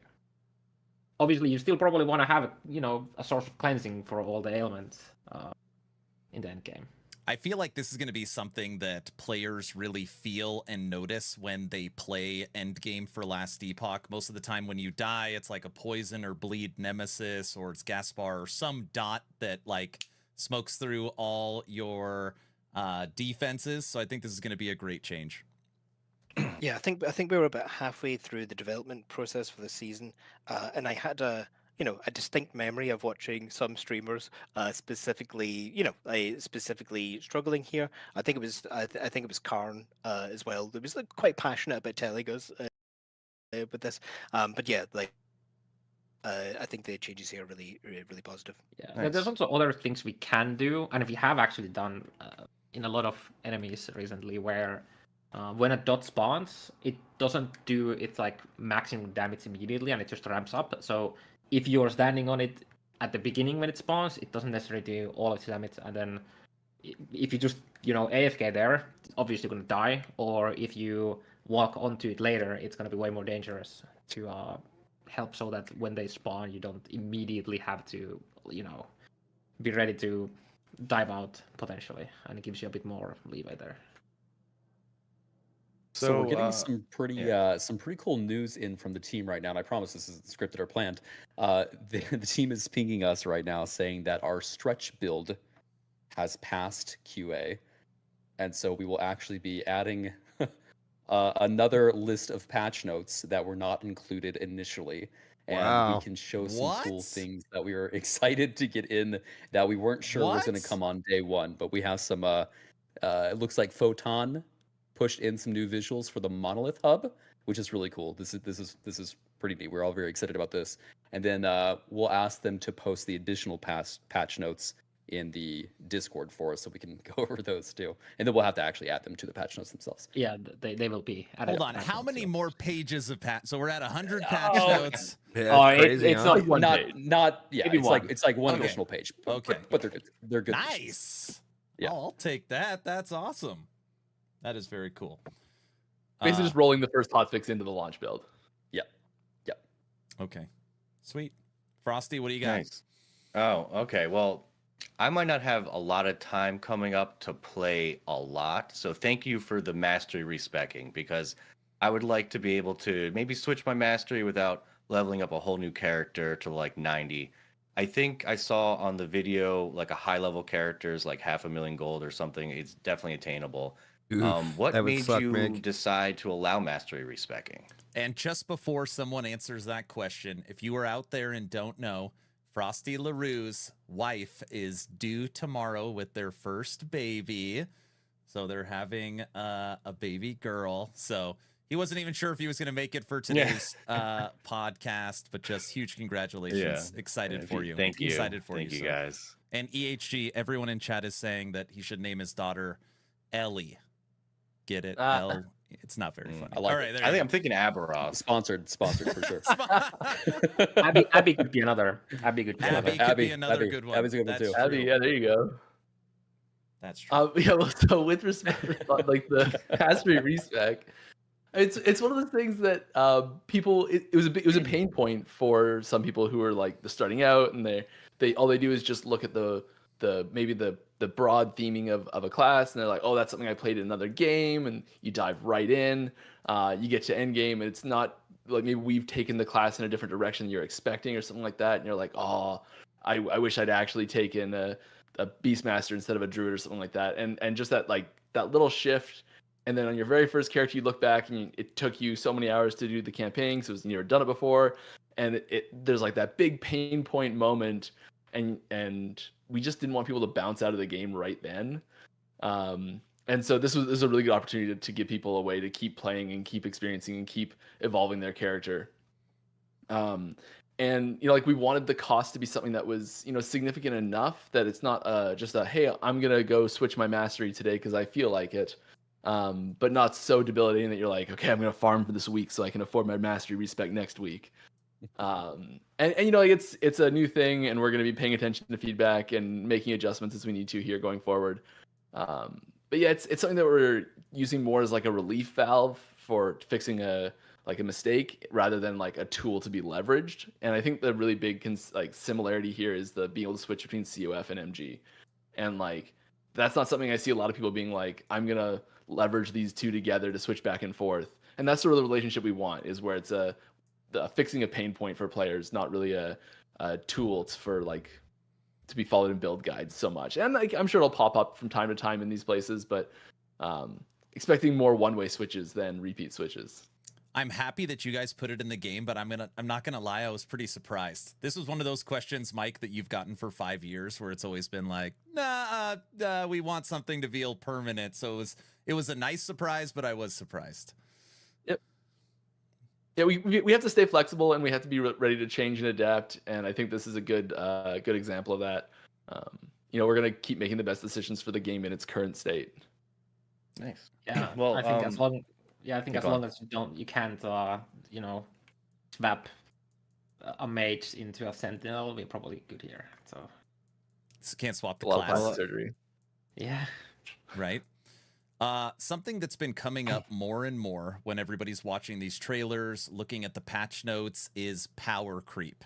So with the introduction of being able to enchant your idols, with the ability to guarantee your 1 LP slams, with the ability to switch out your attributes, and all these new items and gear, champion affixes, what are the thoughts around power creep and trying to keep that under control?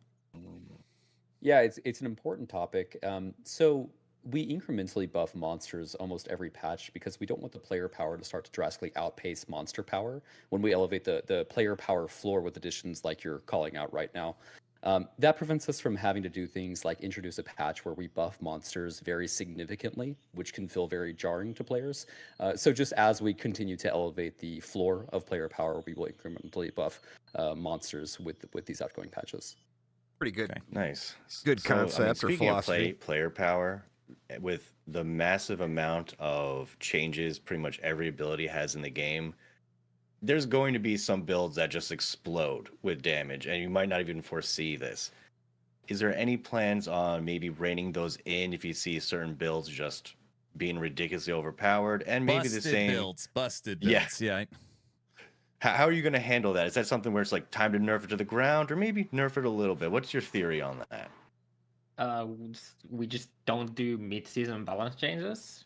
It's just extremely disheartening and disruptive to pull the mat from underneath you're playing a good build and there's no box or anything involved, and then suddenly your build is gone. It's just a horrible feeling. And when we polled the community on this topic, it was pretty obvious that unless bugs are causing it, just keep it intact, and it's aligned pretty well with our internal thoughts on the matter. And now obviously, we do address any bugs that present outlier cases like this, and so it might be that something has broken, and then you're scaling way higher than intended because of that. We do fix issues in that regard. Another thing that will allow this to feel better is that we need to start releasing seasons more rapidly than the release between 1.1 and 1.2. So if there is something that's very overpowered, and we would want to have the opportunity to balance that sooner than having a patch release, in the same time span as 1.1 to 1.2. Okay. yeah, That's a good sign. TLDR.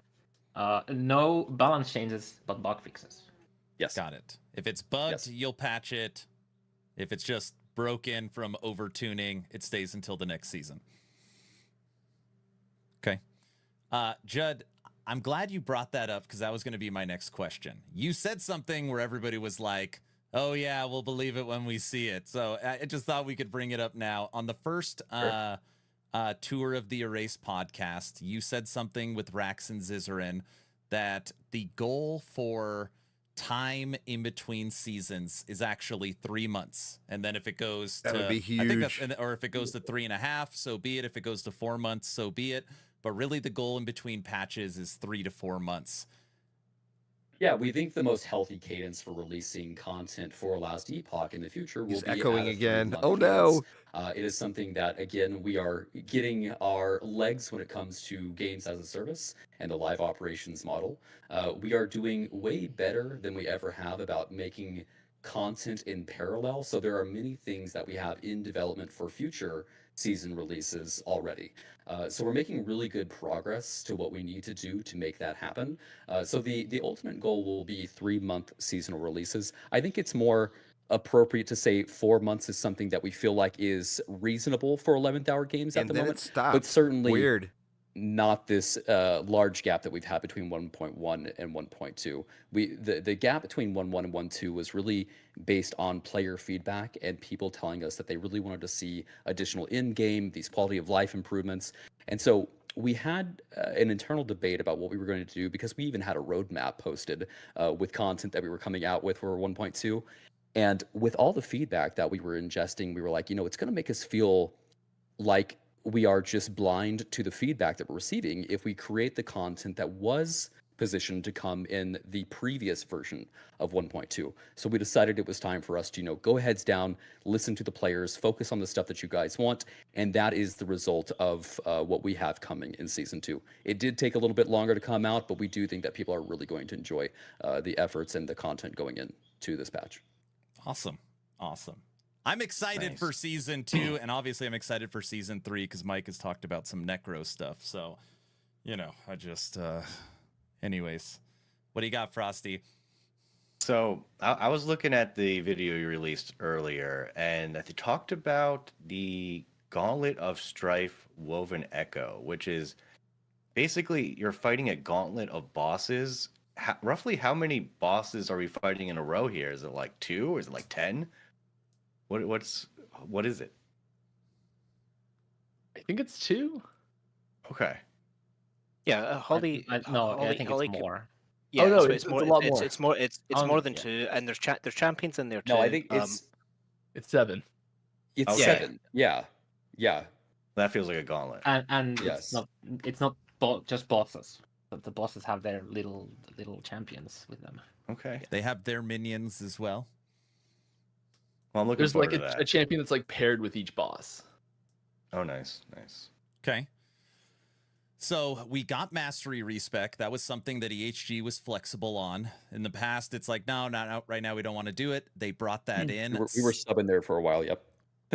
Something else that has been added to the game is we've always been able to jump through the dungeons to kind of jump through the campaign on alt characters. But something that was always kind of a pain point is you didn't get your idols and you didn't get your passive points, which means you still had to just run this quests anyways. So most people didn't use that feature. Now with season 2, you could be able to jump through the dungeons and you can get some of your passive points and some of your idols. I thought somebody from EHG could talk through the thought process on this and why the decision was made. Yeah, so the dungeon keys were added as a campaign skip for alt characters. This is something we don't want the keys to drop earlier than where they're dropping right now for your first campaign playthrough, because for new players, this could result in a lot of confusion. They could go and complete the dungeon and then they're spit out the other side at a much higher zone level. And for a new player that doesn't understand that, that can be frustrating, or they just don't think that they've done the right thing. And so we intend this to be a campaign skip for alt characters. One thing that we have discussed internally that we may do is we might actually have dungeon keys hidden in places where our veteran players can know to go and pick them up. So they can actually go, if they feel like they have the skill level, to go and just outskill the over leveled content for them. Hold on a second. We Are might you go talking and add about the that. current hidden zones that are already in the game? You're going to hide keys in there? Is that the idea? That's an idea. That's certainly something that we could do. Is hide them in areas like that, or it could just be a barrel really far off the beaten path that probably people aren't going to go to. Yeah, it's one of those things in discussion though. We understand that there are a lot of people that would like to progress through the campaign more quickly. We've added that via dungeon skips, but we don't want to mess up the new player experience for the people who are actually new to the game, and going through the campaign or going through the dungeons and being spit out at a higher level zone could be a really bad experience for brand new players. And in terms of hiding the keys, it's more like the cave in the starting zone where the veteran boots are. Yeah, like yes, that nice. sort of stuff. Yeah. Yeah, like it's that. probably gonna be like one-shot cash, so you don't like repeatedly farm the key there. Character has a chance, one chance with the key at the beginning if you wanna go risk it. So. Okay. It's also, if you've never done one of the dungeons before, some of them are pretty tough to get through on your very first shot blind. So if you do find a key and you go down that extra side path on your very first character, never even played the game before, you stumble into the dungeon by mistake and you just get booped by something and that was your one shot because you don't have any second keys and you have no idea what to expect and you can't learn it. And then you're like, oh, like I'm stuck, and you have to figure out where that branch point was and go backtracking it, and it's yeah. That's a good time to plug the respawn system, actually. Yes. So with the launch of Season 2, you can use an additional key to respawn at the floor that you're on at the dungeon or at the boss, which, I think people are really going to enjoy. We also, this isn't coming with Season 2, but we have a large amount of effort underway for tutorializing some things better, like crafting for new players, or like going into the Temporal Sanctum and using those abilities and knowing when to do that. We have some updates coming there that just like for new players, it'll make the experience just easier to understand overall. Yeah. I love hearing that. Yeah. I'm a more casual player for sure, and I'm also a bow player, so I die often. And being able to just get to the end of a dungeon if I die and being able to come back and not have to redo the whole thing, I'm a huge fan of that. Yes. Also, look, I might have a little trouble reading every single thing when it comes to the crafting, so having some kind of tutorial maybe would help out my learning style a bit more for sure. So I'm also a big fan of that. Frosty, it's not just you. We cannot get people to read, and even internally, we don't do it either. So like, we really have to point at things with arrows. If we want you to see it, we got to make it flash really brightly. That's right. Or we got to put a big arrow next to it. Yes. And we understand that, and it's something that it's easier to go and write a wall of text for tutorial. But now that we actually have some additional time and development power, we can go through and make those tutorials just significantly better than we had in the past. So a lot of work going on in that area right now. Yeah, we're looking at contextual toast notifications for Game Guide as well. When something specific happens, a small pop-up notification linking you to the Game Guide, because Game Guide's a good resource, and we don't do the best job at signposting that or pointing you to it beyond small buttons and things like that. Everyone in chat saying we don't read. So yeah, we need those types of indicators. We don't either, guys. I guess a random, side note question here. So, Circle of Fortune and Merchants Guild, are you guys still doing balance adjustments? And have you noticed maybe players veering more towards one or the other at the moment? In terms of balance adjustments, the focus on this season, we had to spend time adding the new endgame faction. There are some small adjustments we've made there, but we are aware of the need to improve some UX and UX in the Bazaar, and certainly some quality of life elsewhere. So it hasn't been a goal this patch to update and balance factions, but there are some small changes we made that should hopefully help. Yeah. And as far as like the split that we see going COF versus Merchants Guild, typically at the start of the seasons, we see people going COF in large quantities. And then as the season progresses, we do see an amount of players swapping over to Merchants Guild. But the split there does seem to reliably be healthy. People seem to be choosing the item faction that allows them to get items in the way that they would like to achieve items. So I think that system is actually working very well right now. Certainly always room for improvements there and slight balance adjustments, but yeah, overall we're very happy with it. Okay. Nice. Gambler's fallacy is back. What prompted the reversion to reverse it and to bring it back? Also, for the people who don't know, what is it? It's an amulet that makes you always crit if you haven't crit recently, I think. It's a very powerful leveling unique for certain skills that had like high mana costs and whatnot, and you just like Glacier, for example, you just use it every now and then and just destroy the screen with that. And the reason why it was removed was because there was a bug that allow you to just get multiple copies of it without ever completing the quest. So you could just get a lot of gold, and it wasn't a very big priority to get it back immediately, because there's the Soulfire Bastion dungeon that had a better version of that you can farm for LP, but we found some time to sneak that back in, and so yeah. Oh, that's awesome. Nice. So, with the massive gamepad targeting improvements, is this a good indicator that maybe one day soon we'll be seeing Last Epoch for console? We would love to get to console, and we are doing everything that would allow gamepad to be of the quality that would mean that people would like to see it on console.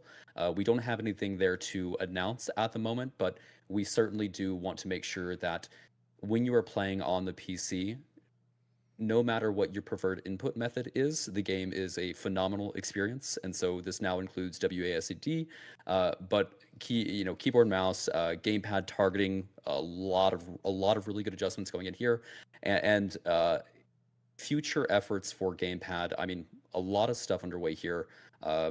We have the targeting feeling pretty darn good right now.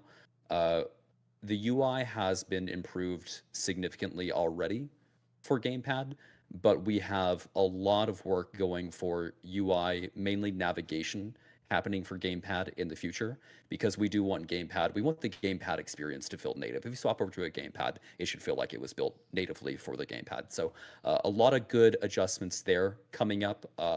It's some of our very favorite stuff to work on. Both Ross and I have a UI background, so it's our time to just kind of hang out, geek out, work on some UI stuff. But yeah, a lot of good gamepad improvements coming. Console, nothing to announce, but certainly, working our way in that vein. But you guys want to, in the future, have Last Epoch on console. That's a future goal. Yeah, for we would the love studio. to. Okay. Yeah. Okay. Awesome. Yeah. I get this question all the time. Why is it the Weaver tree and not the Weaver web? I know. And what is a super beacon? The name originally was Weaver's Web. There's a lot of debate internally about this, because I thought we thought people would default to calling it the Weaver tree anyway, and we call other trees skill trees and things like that. It's not it's not a type of naming that is it's consistent with the rest of the trees in the game. But yes, it was a divisive decision, let's put it that way. Oh my, got it. In terms of super beacons, those are just bigger beacons like you have in the monolith. They reveal a large area on the echo web, and that just allows you to plan things out a bit more. Like if you've got imprinted woven echoes, that's a good way to search for those passively spawning. Okay. So I think I see there's something called a shade ambush being added to the game. That's going what to be is huge this? for me Is it right there. scary? That's the first do they note I'm going to drop go for. anything? Just try to explain this to me a bit more.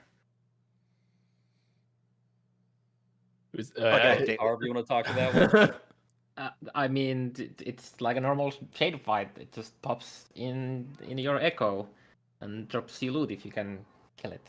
It's the same ambushes cool. we already have in other Yes. like ambush echoes already. So you'll like the mechanics for the ambush part of it happen the same as normal, and then it's the Shade of Orbis fight just like you'd fight it normally. So it is like it's two things that we kind of already have, and just However, it is not echoes. It's a good note. However, it is not the actual, like, it doesn't add shade into the normal ambushes that you get as objectives. It's just like an additional that happens randomly.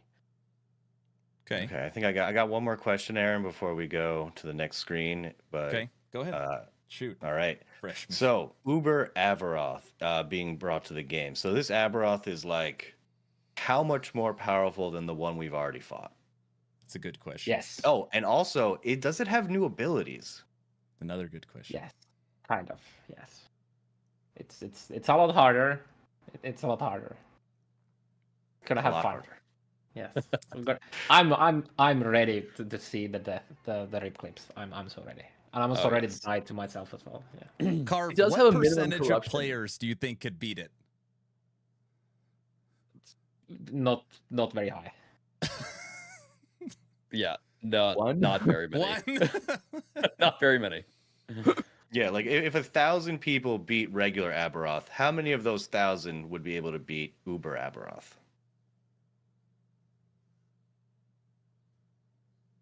How much time do they Probably have? in I would probably go with a single digit. That's my Wow. guess. But Damn. it's a lot harder. Aspirational content. It is a Okay. very hard fight. Yes. Do not expect most people to be able to do it. Did Like, Carve you can- just you can say keep maybe grinding. 9 people? 9? Single digit? Damn. Of the 1,000. Of the 1,000. Yes. Not total. Yeah. Okay, that's like 1% of players that can kill Aberoth now will be able to kill Uber Aberoth. That is what I am thinking. We Gonna had need some a boss burner. technical difficulties at the beginning of the stream. Don't worry, I'm not terrified to go to the next scene. I'm sure it'll work fine. Please work fine. Please work fine. Moving on to our second scene for the Town Portal podcast. That's an awesome transition. Oh god, everything. Oh, no, it's fine. Aaron, are you still there? Can you guys hear I can't Aaron? hear Aaron. Oh no, where'd he go? It is echo. It is We can echoing. hear though. you. It's fine. It's working. You're good. It's fine. It's fine. It's fine.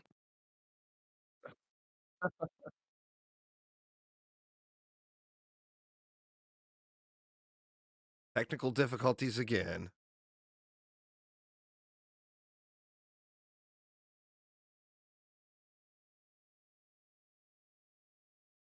What is he saying? Any lip readers No, out there? you. Oh wait. Wait, Wait, really? Hello? There he is. Hello?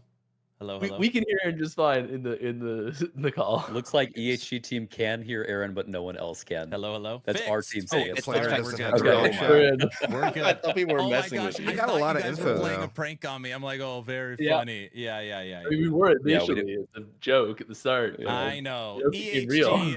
EHG, if you guys didn't hear, was gracious enough to give me 27 clips to show off on this extra screen. And we're going to go through these right now. If anybody wants to pause and comment, go ahead. So we're going to look at some skill. We're going to start off with some MTXs. Chthonic Fissure. And with these, you guys can notice some of our environment and lighting improvements as well. These folks have some good updates and That looks crazy cool. I love these so much. Just the variations that come in. Chthonic Fissure is so gross. already so cool looking that it's like, you know, it's like double. Moving on. Okay. I feel like people are going to be like, no way. Are you guys ready for this? I think this is my favorite one. Yeah, this one's sweet. That does look pretty cool. Come on, give us a Warpath cosmetic, damn it. Anybody a fan of hammers? It's so good. It looks so good. Yeah, some We're of the so things excited that we can do these now. This is something that pretty we've sure been we- wanting to do for a very long time, and we just didn't have the tech to do skill skins. Very, very. I'm pretty sure we just said build for so many people.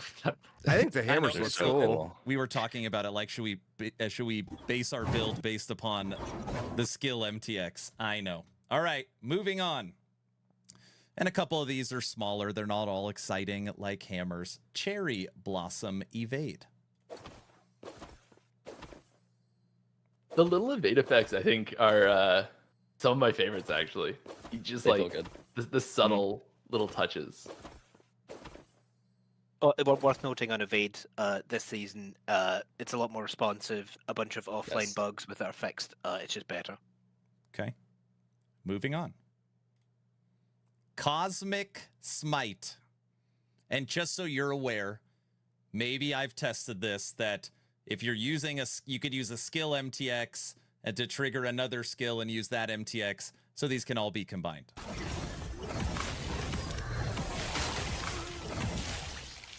That's Yeah, pretty I do cool love having looking the, like, smite. the visual connection between skills in the cosmetics as well. We don't happen to have a clip of triggering smite with hammer throw, any chance? That would be so nice. No, we don't have that. I'll have to use your imagination for now then, I guess. Right? Moving Your on. your Go on. MTX also applies to skill shrines as well. Just a small thing, but it also applies to any skill that you gain from skill shrines. Oh, that's pretty cool. That Yeah, is you pretty can cool. equip lots of skill MTX all at the same time, not just one for each slot that you have equipped either. Sorry, everybody. I know sometimes the volume's high, sometimes it's low. Each clip is a different volume. All right, moving on. Volatile reversal cosmic. Nice. Oh wow.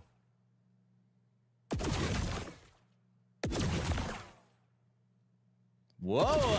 It's pretty cool. Pretty neat. And we continue. Okay, guys. This is Dragon Claw Rive. I've been playing so much Primalist, I swear I see swipe when I look at this. Tell me unless I'm losing my mind, which I probably am. I can see it. You can see it? Yeah, I can see it. Yeah, for the first 2 swings, yeah. Yeah. This is Rive. Dragon Claw Rive. Come on, have Warpath. Okay. Itera's Messenger Wings backslot. These ones don't have any audio. That looks nice. You guys probably don't know this. I'm not a wings guy. I never wear wings, so the chat always gives me crap when they see wings. Yeah, yeah. I mean, Okay. Warpath's no have to doubt censor something they would add in Bet later. that you can lose to us and force you to wear wings. They always do that. Electric I'm a bunnies wings fan now. instead of Chat's going squirrels? crazy. Moving Or on. wolves? Okay, this is actually, shit. in my opinion, Carve, the Oh, shit. best one when it's automatically triggering smite. The Warpath, Holy Warpath. It'll hunt you down if you use this while playing Void Knight with Warpath. Don't buy it. Don't do it. Right. Against the TOS. Okay, Warpath. Spin to win. Moving on. Login Well, I know which screen. one I'll So be getting. MTX, historically, if you look at Season 0, Season 1, your MTX was not actually shown on your login screen. Now it is. Quick question about the ability MTXs. I'm like, I don't typically get MTX, but ability MTX I'm super into. So is this something that you will plan to have on possibly every ability one day? And even going further, will there be multiple for each ability one day? Yeah, I think it's a very high likelihood that we get all abilities and then multiple per abilities. It's one of these things that we are really excited about internally. We're constantly getting into calls and geeking out about just things that we can do now that we have this tech.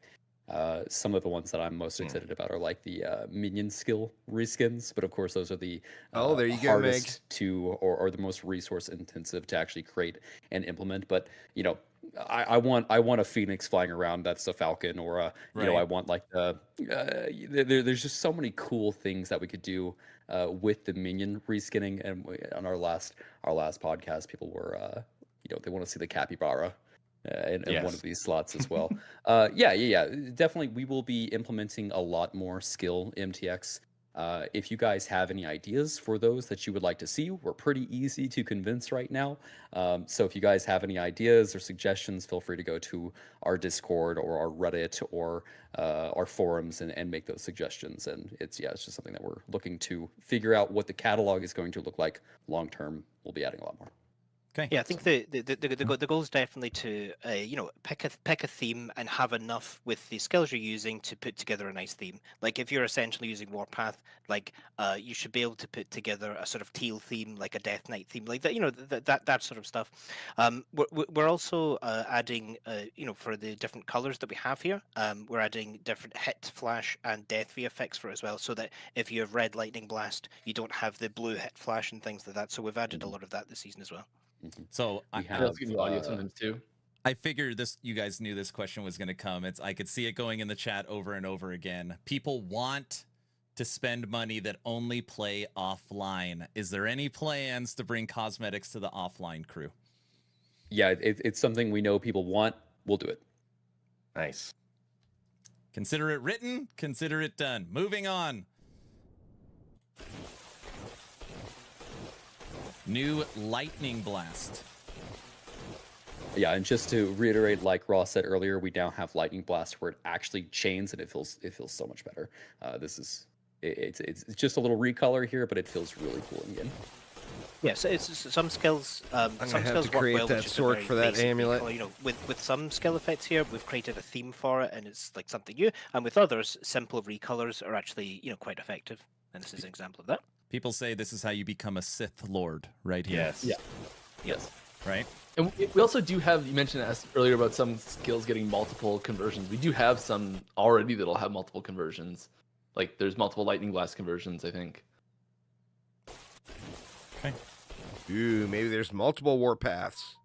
Okay, somebody in chat literally a few seconds ago said, hey, can we get a reskin for wolves? Yeah, Mig. They must have heard you. Yep. It's not This electric is bunnies. unbelievable. That does look pretty beast. What happens if I take squirrels? No, I'm just somebody What walk does me happen through if somebody this. takes? It looked I like think that. I think if you take squirrels, it does go to squirrels. No, Or it no, it does- always does defaults to the it? MTX. It goes to MTX. Is that right? Yeah. Okay, so the squirrels will show up as smaller dogs. Is that right, guys? Is that Oh, that's I think true? cool. MTX wins. I don't think they're small dogs. No. Oh my gosh. I will switch my starting build if I get these as squirrels. I'm gonna ask the team right now. Well, they'll just It's turn not into like bees. a squirrels themed like this. That doesn't happen. But So- we did talk about this recently. So this is a pestilent hound summon wolf skill MTX. Now people are saying hell squirrels. Hey, by the way, This since is- we're this is- speaking of squirrels, does look when are we pretty going to get badass. that void conversion for squirrels that we get out of the shrine? You guys must get that question all the time too. That's fine. Mike, what do you The think? Primalist theming itself doesn't lend itself well to a actual void powered skill. There's not enough support in the Primalist tree to actually give a void skill to Primalist right now. That's Yeah. fair. We'll just do void bees then. All right. Moving on. This is the hatchery portal. Hatchery portal. Like This a one's my demon favorites. dolphin. You like this one? Yeah. Okay. We need a Leroy situation. We need to use that egg and that dragon to like run through and break them and stuff. That's exactly what it should be. Yeah. That was one of our Woven Echo plans that didn't quite get across the line, unfortunately. Oh, jeez. Rainbow evade. Might be coming.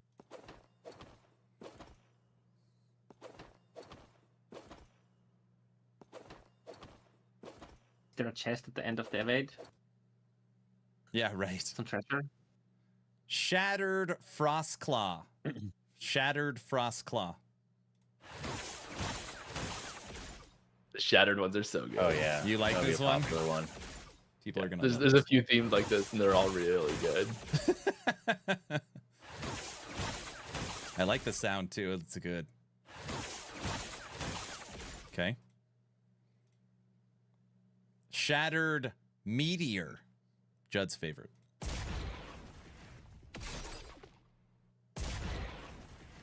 Cool. And Meteor's another one that's got multiple MTX options for it. It was hilarious when Mike said on a Friday dev stream that Skill MTX is coming. We all knew that there was at least one meteor. We knew it. Oh yeah, of course. Of course. If I could have pushed 6 through, correct. Correct. It was the only guarantee. It was the only guarantee. If you guys don't know it, top dog at EHG Judd. His favorite skill is meteor. Okay. Always has been. This is the Slack Hopper pet, and I'm hoping one of you could tell me what's flying in and out of its shell. Those are little frogs with wings. I was like, Friend. is that what it is? It's a frog? Yeah. They live inside that shell. They're a mutually beneficial relationship. Oh, nice. There's lore behind it. Little symbiote. Oh, it's a frog fairy. Mm-hmm. There you go. I can't get over how the eyes pop out. The eyes are at good. the The start eyes are here. good. Yeah. I didn't even notice the eyes popping out. Hold on a second. Oh yeah, they do pop out. It's like a turtle head. All right. Now we are moving over to Twitch drops, and there's a couple other ones in here. So come April 17th, your favorite creator, if you gift a sub or do one tier 1 sub. I don't know if Prime sub works, guys. This is the support a Prime creator sub does unique. not work. It is the corrupted maelstrom. They've already said that. I don't think Prime subs worked last time. Okay. Yeah.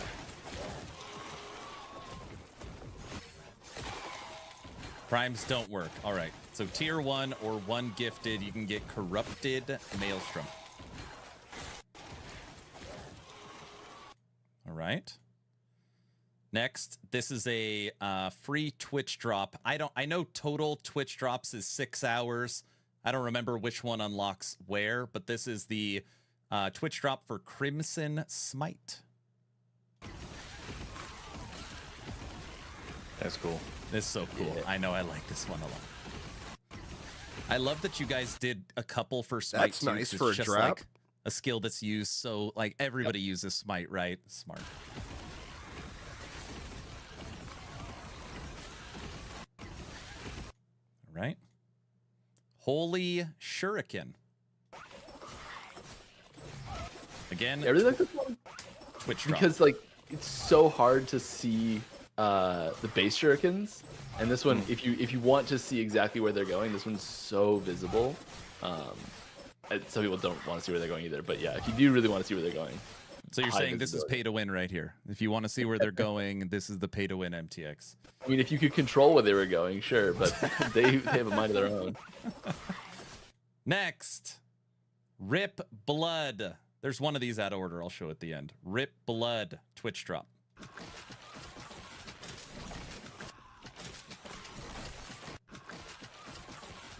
I think I like the default Rip Blood better.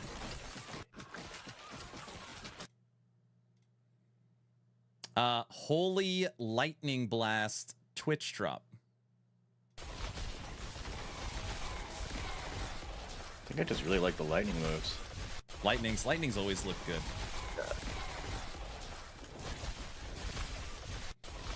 Also see the new chaining here. Oh, you can see the new chaining in it. God, man, I gotta get that There's a small that mage delay. going with that amulet. It feels so much better now. Like very tiny chain on it, Yeah. and it just feels so much better. Because it used to be that you'd cast it and it would just kind of create a web. That little tactical feel just was way better. Okay. I think the last one, which is not a Twitch drop. Yes, Voidwalker's Gaze Helmet. Ooh. That's shiny. Some sparkly eyes. That one's too scary. Too scary. All right. Now, EHG sent me, I believe, an additional 5 clips that I don't have queued up like this. They came in late, but that's okay. So the first one I want to show, and we can finally confirm. Judd's very happy. Do it. Meteor. B Sticking around. Meteor. The BTR. What? The B tier. Those are bees? Those They are. are. It's like a big bees. comb. It's like a big hive that comes down and splashes honey. So and your you see all the meteor bees turns in. disappear. Yes, And he loves Meteor, huh? exactly. The B tier. He's That's- real. Now that's an MTX. Someone says in chat. I like this. It's like this one's really good. Just the way it looks. That is awesome. Hey, No, it's cool. It's Mike, cool. I don't know if you know this. What if you take like, oh my, look at that pause right there. Oh, Nice. that looks so good. What happens if you take like meteorites? Oh. Does it transfer the meteorites too into small? Yeah, honey? I'm pretty sure there's a reskin of the little of the spawn sub skills. So all of the skill meteor? MTX, it doesn't matter where you go on the tree, you're still going to be able to see the visual. It should all work. Yeah. Starship. If we miss something, that's something that's got to get fixed. No, I got you. Okay, that just popped in my head because I was thinking about like if you're dropping 100 of these all the time, like that would be very, very cool. It's also a big reason why it takes so long to make MTX4 skills, because we have so many different ways to modify them, Yes, and then we yes. need to like figure out how the MTX is going to look on those as well. Okay. All right. The B meteor is real. Okay. The other things that were sent to me is we have some examples of the new controller support and the new WASD movement. All right. Controller support and the new WASD movement. And some of this stuff real we could quick, talk to. Go ahead. Aaron, right Yeah. before you start, I don't know if I dreamt this, but is there a Heartseeker cosmetic also? Correct. Yes. Sorry. Yes. Okay, great.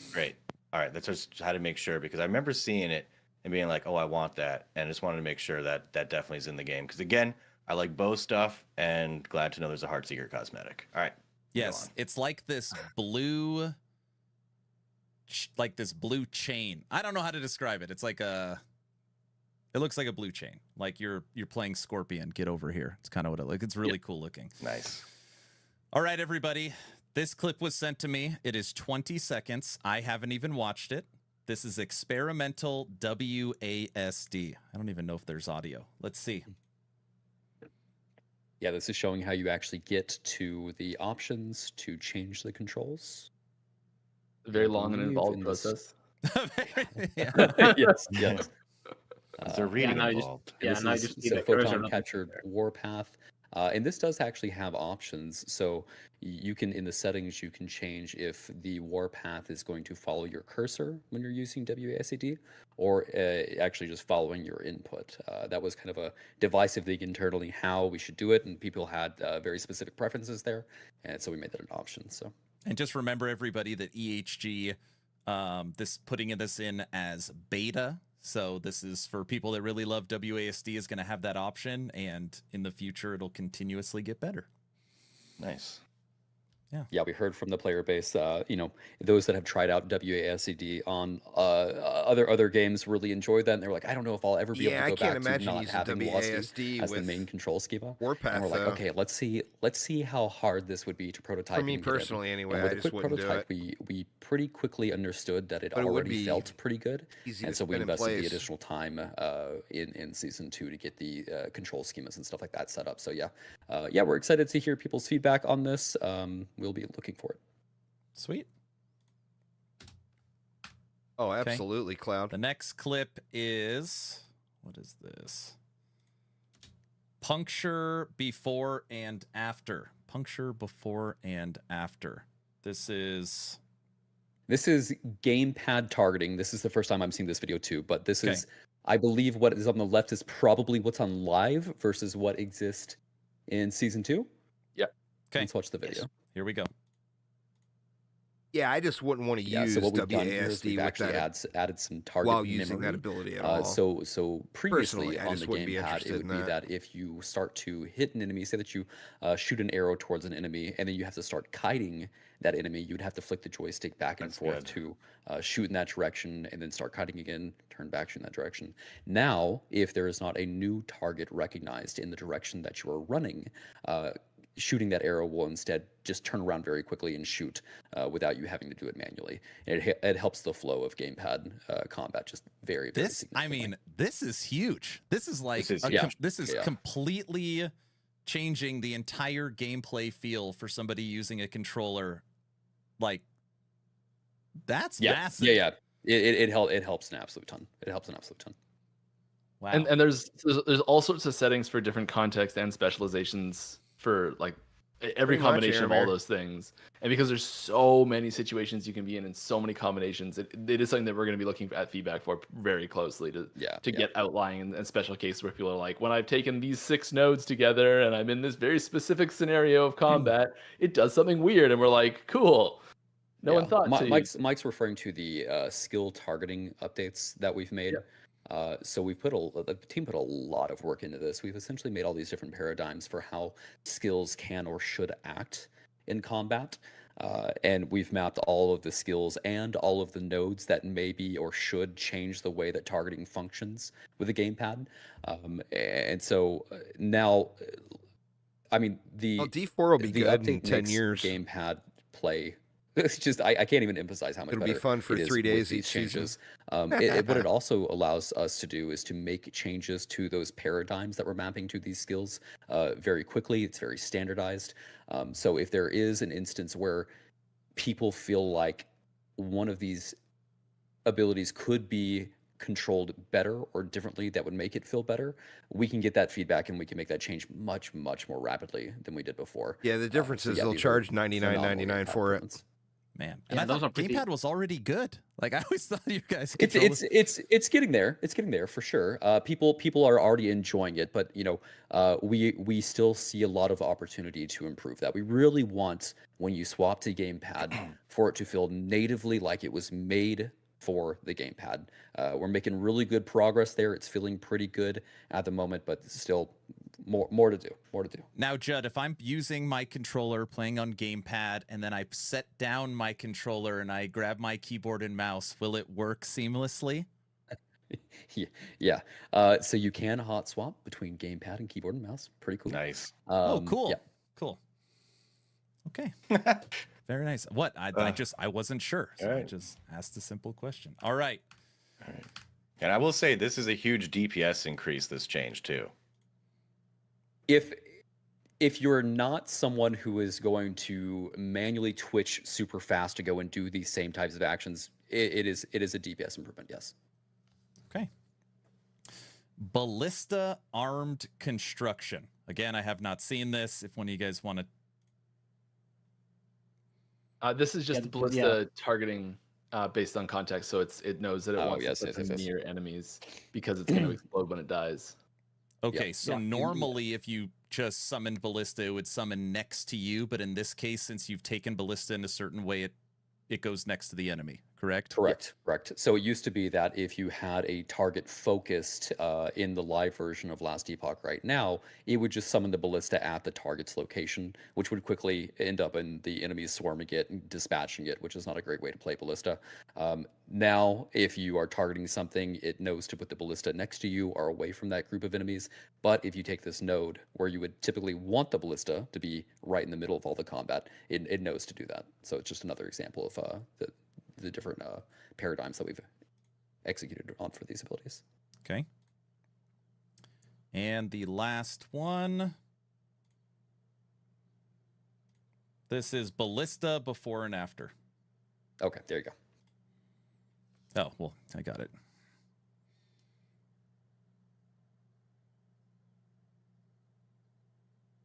Oh, and this is when it's, I see. So on the left-hand screen, you are putting the ballista around all the enemies for it to die. And on the right screen, it's staying close to you. So you're actually shooting it at range.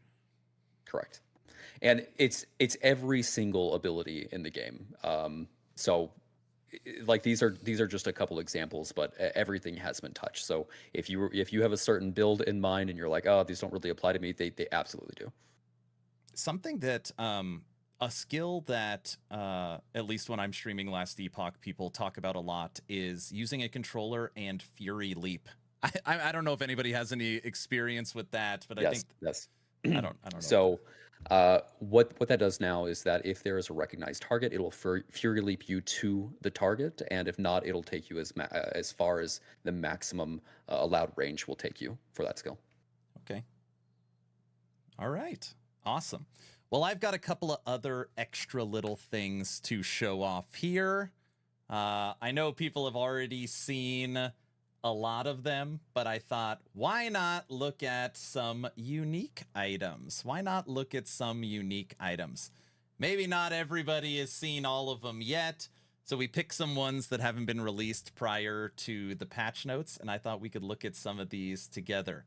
So the first one is Downfall of the Righteous. Now, all of these items that we're going to show right now are shown with their maximum rolls, and you'll see the roll ranges. And what this is Mike, should I let you take? I know you worked on this, didn't you, Mike?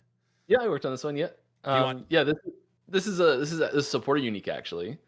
And so yeah, it's meant to get that like that curse play style, scaling curse damage. It's focused around Witchfire. You're like splitting usually fire and necrotic damage. I think it's just really fun, unique that kind of lets you sort of unlock new damage source in that tree. For any Warlock fans out there, with this new relic, you're going to get in the implicit fire resistance and curse damage. You're also going to get up to 15% increased damage. You're also going to get leech from your damage over time, necrotic and fire. You're also going to get more curse damage. Witchfire deals deals multiplicative damage equal to 66% of your increased curse damage. And again, that's multiplicative. But on top of that, while you have both Ignite Overload and Damned Overload, enemies within 10 meters are infected with Witchfire every second. This item is sick. We were reading through the patch notes and talking about some changes to Warlock, and I'm like, guys, there's something coming. There's something really, really nice. New Witchfire. It is very powerful. Yeah, we are last minute. We are adding a visual effect so that the 10-meter area is actually shown here. That helps with the feel of it a lot, because without that, it doesn't feel as satisfying. Wait a second. So when I put on Downfall of the Righteous on my Warlock, there is going to be a ring around me that shows where the enemies will get witch-fired? Correct. That's pretty cool. One of the many skills that have a ring dealing damage all the time to enemies that go into it, yes. Righteous Fire. Wow. Okay. That is very, very cool. Brilliant, people are saying in chat. All right, moving on to an Acolyte relic. This is Unearthed Memories. Wandering Spirits is centered on a gravestone at the target location instead of you. The gravestone grants allies within 12 meters 15% multiplicative necrotic damage over time against cursed enemies. Increased reveal rate for Wandering Spirits, 12 to intelligence. Yeah, what show is the a Sentinel gravestone? stuff, man. Does anybody... like you go to a graveyard and there's like lots of the gravestones. What is it? I know what a gravestone is. Oh, I yeah. mean it like that. I mean, like, what does this actually pull up a gravestone like? Is there a new visual in the game for it? Sorry, SciTech. Yeah. I think so. There's so many new uniques, it's impossible to target them all. It's fine. Wandering Spirits is centered on a There gravestone at the is target a location. new visual. Okay. Yeah. Very, very cool. No, Mike knows. It's all right. Leaks. Moving on to unique number 3. Soul of the Mountain. Soul of the Mountain. Now, lately, we've been playing some Machine Gun Spriggan on stream, and maybe or maybe not, we are preparing for a new Primalist relic, which is this. So with the Soul of the Mountain, you're going to get 1 max Veil Spirits per your 15 attunement. Spirit Thorns has 3% less cast speed per Veil Spirit. Gain a Veil Spirit every second while in Spriggan form. Increased health regen, increased spell critical strike chance, poison, and physical resistance. And the implicit is Leech. People in chat are saying, oh my gosh, so many builds to play. I know. That's what I'm saying. I know. The minion leech here, I think, is really the important part because it's like it's that passive healing. Yep. Moving on. Who does anybody want to talk about this one? The Descent Smite. This is one where people were like, no freaking way. I don't even know if you guys can see it. My belt. Yeah, I know you guys like this one. Just to note, the mana potion portion of this cannot crit. I see. I will read it. This new belt, 45% chance to cast Smite on hit, maximum 6 per 10 seconds. This cooldown resets when you use a potion. Using a potion restores volatile reversals cooldown. With at least 50 intelligence, volatile reversal deals 20% multiplicative void The damage. chance to cast With Smite less on than hit 50 is cool. intelligence, volatile The rest of the reversal stuff, is I don't know. converted to fire. Up to 25 intelligence, increased chance to find potions, 55%. Mana gained on potion use. Everyone's like, my fire VR.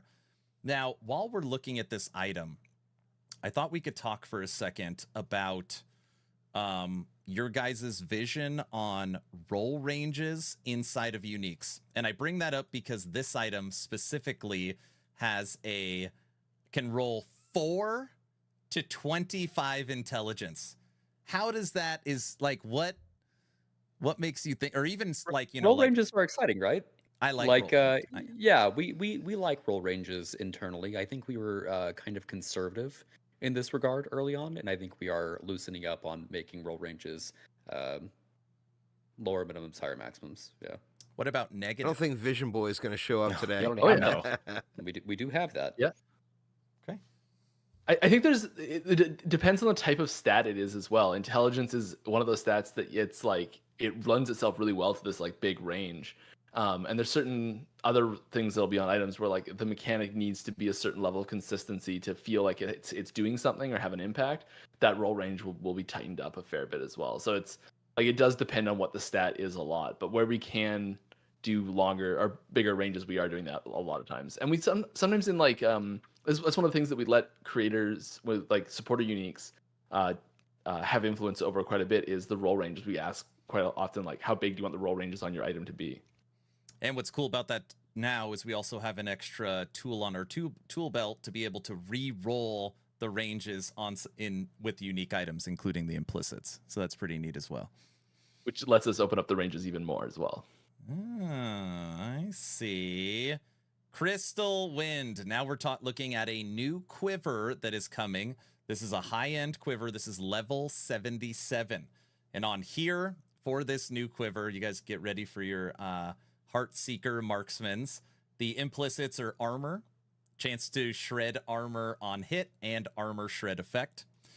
Gain 4 stacks of Crystal Wind per second while moving, and 4 stacks when you evade, maximum 8.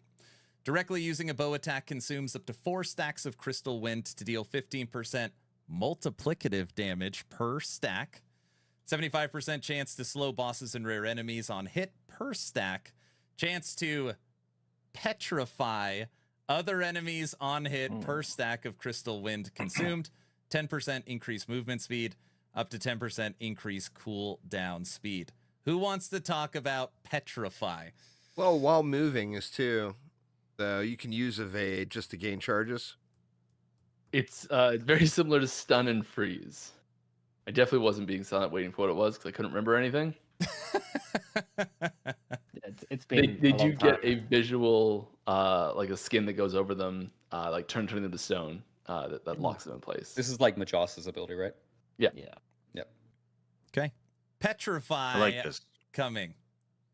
I'm a big One fan thing- of this item. Yeah, one thing to note here is that a lot of oftentimes we have uniques that have their like own like subtypes that you cannot drop normally outside of the unique. This is an actual, I believe, new quiver subtype that isn't limited to the unique. So it's just a new endgame quiver subtype as well. Very cool. I'll double check that. You're checking it right at Petrify? No, if that subtype is droppable. I'm pretty Yes, sure it it is. does drop naturally. Yeah. Countenance of Majosa. This is a new iron glass shield. By the way, earlier somebody was begging me, begging me to ask you guys to put in shield cosmetics. So this is just me saying that I would promise to do it. So now I've done it. A new shield coming. This is level 72. So in the implicits, you've got block chance and block effectiveness. Each second, every enemy looking at you has up to a 20% chance to be petrified for 2 seconds. So if I've got a minion army and the enemies are fighting my minions, they're not looking at me, right? Is that the idea behind this? Looking at me. I think it's just comparing the rotation. So I think if something blocking line of sight, it still works. Yeah, Holly can probably confirm. I just assumed it was aggro, but Holly can confirm. Okay. It's where the enemy is looking at. When you block an enemy's hit, got it. When you block an enemy's hit, it has up to a 20% chance to be petrified for 2 seconds. 30% of block effectiveness applied to damage over time, as if it's been blocked. 600 block effectiveness. This is pretty. Some of these uniques are pretty cool. The chance to petrify, just a note at the top, that 20% it's an up to 20%. So like boss and rares, it's significantly less. Got it. But technically, you could petrify a boss. Yeah. Wow. This might be getting a nerf in the future. I think the legendary potential level on this is pretty low, so that might get changed some time in the future. But it's a very powerful unique. So we need this to petrify Uber Aberron. Not for season 2. For season 2, it'll stay this way. Yes. Okay. It'll go untouched this season for sure. Yes. Now maybe even double it. Literally everyone's screaming at Carve now in the chat. Don't nerf it yet. Okay, this is one. Go ahead. Oh, sorry. Yeah, No, one slight tangent on effects like Petrify and Freeze. One thing we're working on at the moment is an update to Freeze. So visually, that'll look better on enemies, and we're looking into having enemies shatter into chunks of ice on death and things like that. These sort of elements have a big combat feel improvement because you can tie in a bunch of audio cues to that sort of stuff as well. Just very satisfying. Nice. Just wanted to put that out here. It's one thing we're looking at the moment. So there's been a lot of changes to the feel of combat coming up. Yeah. We're constantly working on this. Nice. I think Judd mentioned this earlier on. We are working on some core animator updates for player characters. This will give us a lot more control over things like changing the running animation depending on your movement speed. We're looking at lean animations for when your character's turning. Oh, nice. We're looking at attack recovery and movement blending, so that the stutter step you see, but if you're moving forward, Hancock for One Piece, that'll look a bit smoother. And of course, we're just looking at updating general animations as well. Looking is conservative. We are actively doing this, and they are awesome. Even better. Nice. I'm just being careful. Just being careful. It's just for sure. But they're really good updates the team is making. Yeah. For the future, And just on the combat feel side of things, regarding sound effects as well, we're working on improving the overall sound mix there, so that you should be hearing things coming through better, with that particular focus on hit sounds there as well. Okay. That shield as well, just a note, it is the legendary potential level on it is lower than its level. So it is easier to get LP than most level 72 uniques. I was going to move off the shield. Chad is laughing, saying the look on Carve's face. Carve knows it's broken, and he's already pre-nerfing it. It's super funny. He knows it. He doesn't We should just dual wield shields. You can do that. Well, kind of. You kind of do that. All right, everybody. This is one I have been biting my tongue about for, I don't know, since I found out of its existence. This is Mantle of the Pale Ox. This is a brand new body armor unique. And on here, it's unbelievable. 24% of damage redirected to your highest health minion, up to 24%. 32% increased health for you and your minions, up to 10% movement speed, 16 to strength, and up to 2 strength, or up to 2 minion skills strength minions. And for anyone wondering, no, this does not work with Falcon, because Falcon doesn't take damage.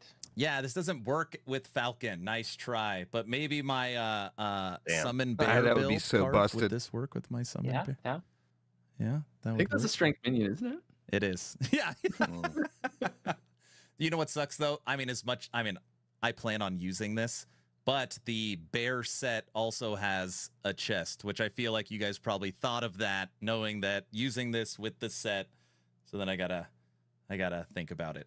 But anyways, yes, this new Mantle of the Pale Ox that if you are any person using a single minion build, 24% of damage redirected to your highest health minion. Very, very Oh, cool. jeez. The 1 to 2 range on the strength minion skills. So like if you get like a 3 LP, but it's like 1, that's a lot less value than if it happens to roll a 2 on there.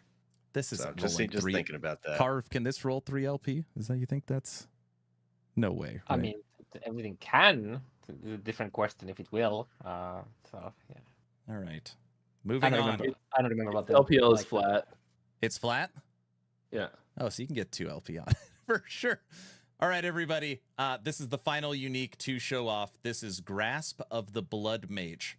On here, you've got in the implicit did all armor, caster increased type cooldown, uniques. recovery speed, I guess the primalist stuff and too. some other but- stats. Ooh. Up to 25% of hit damage taken from bosses and rare enemies is dealt over 5 seconds or 4 seconds. So good.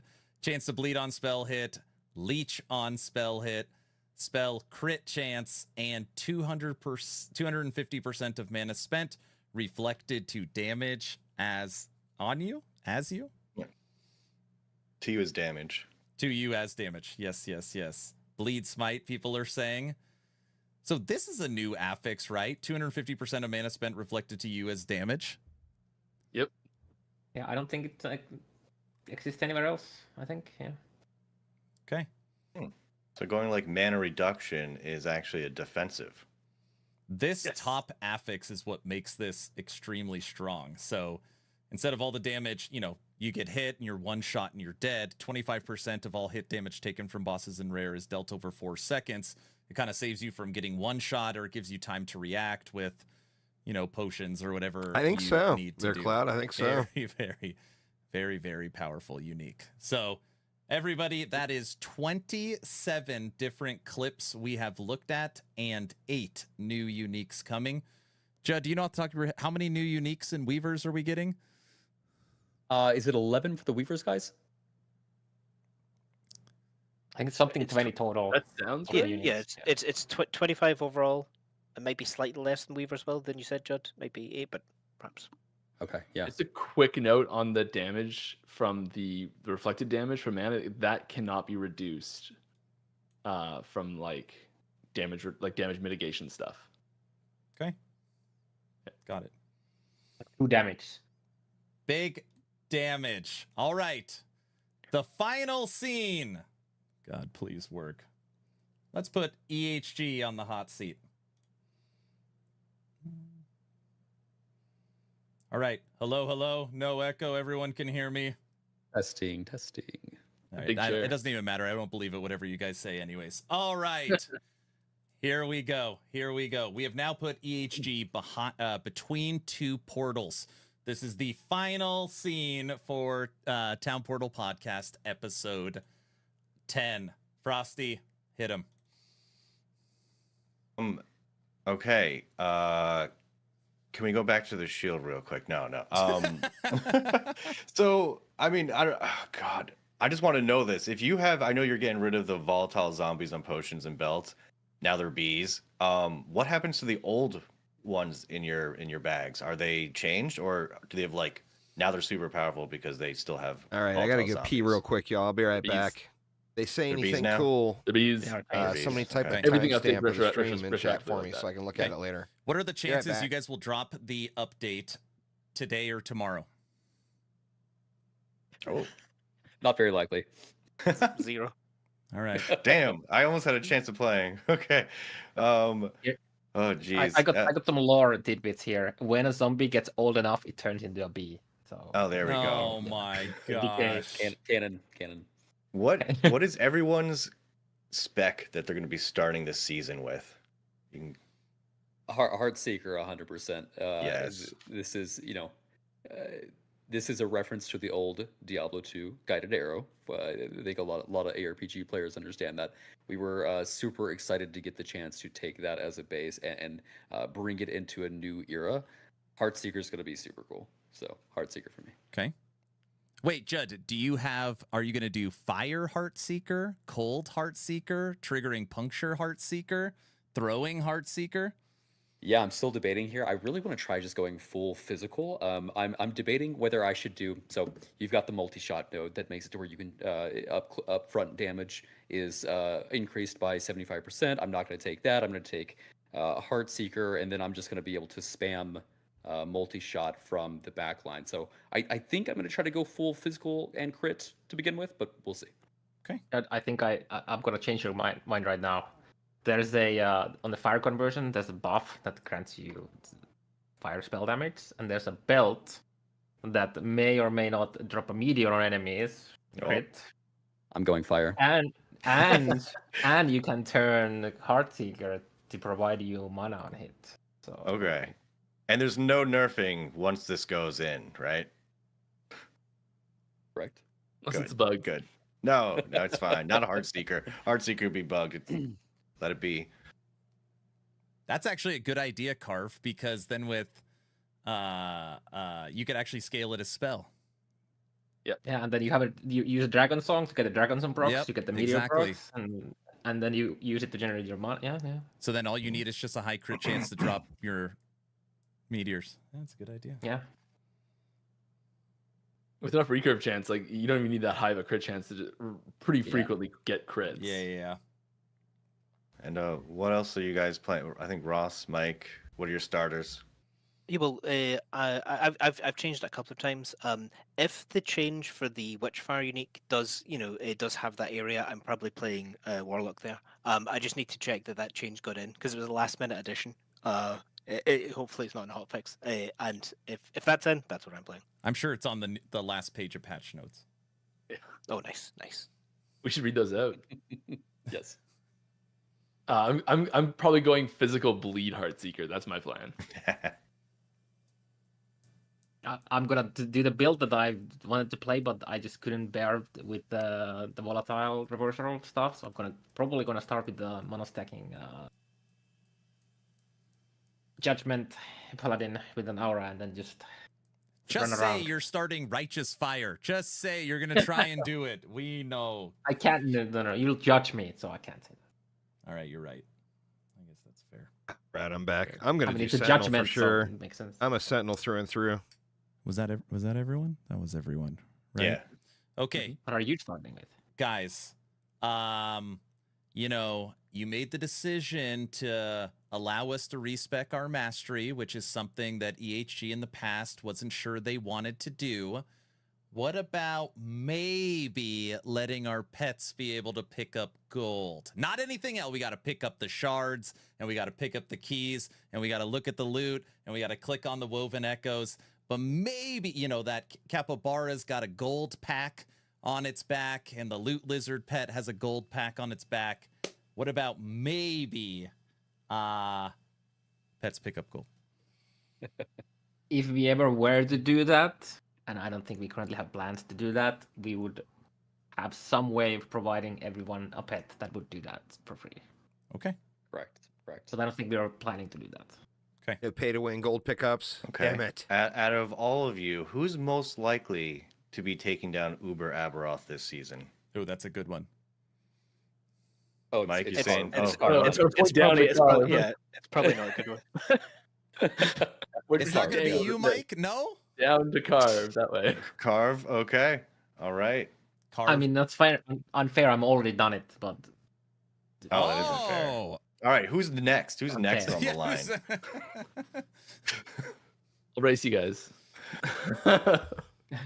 There you go. you'll see me die on Okay. the ladder for sure. Oh, on for my way sure. there. Yeah. Something For that gets brought up pretty frequently is the thoughts around hideouts and being able to provide EHG with an endless flow of money by allowing us to kind of have that end of the world completion area be almost like a mini hideout where we can decorate it and make it look cool Any thoughts on hideouts? You know, we have had conversations about this. It is something that we are warm to. There's a lot of technology that would go into creating a hideout hub type system. It would be unlike other hideout hub systems that you guys have seen if we do it. But yeah, there's discussions. There's talks internally about potential there. Okay, very cool. Are you currently working on any spell cosmetics that aren't going to make it into the new season, but they're definitely being worked on right now? And what are they? There are definitely some that are being worked on right now. Yeah. Yes. I'm unsure we could talk a bit specifics. Okay. I mean, it's just us. It's no one else is here. Correct. Right. Very private. Yeah, we'll pass on that one for now. Okay, no worries. I would love when Mike is streaming on Friday to be able to go hostile and we could duel and have some fun in PvP. Any thoughts, not non-serious PvP, not like we're stealing each other's loot. Any idea for like dueling or anything like that in the future for PvP? It's something that we've always wanted. It's one of those things that we really just need to have it be like a few day project where we get a couple developers to go and prototype that, because I don't think it would actually be very hard to implement a dueling system.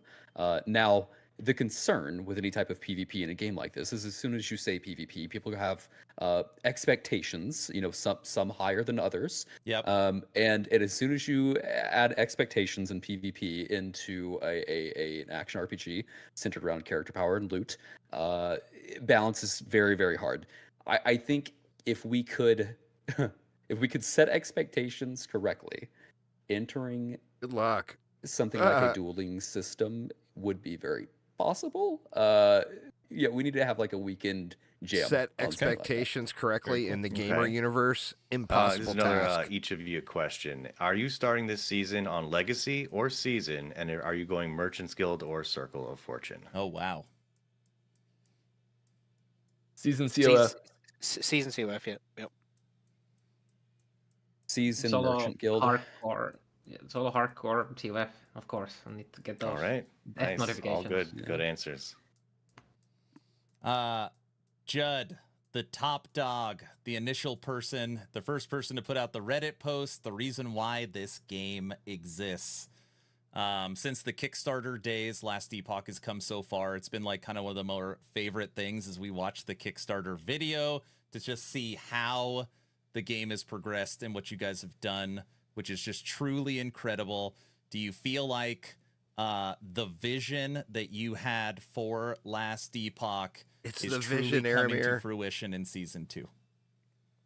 Yeah, it's incredible to have started where we started and be here. It's really surreal in a whole lot of ways. For those that don't know, Last Epoch started as a Reddit post in 2017, where I wanted to make the next great action RPG and found a bunch of really passionate people. I was really fortunate to find, skilled developers and artists and musicians that were excited about, potentially taking that journey with me.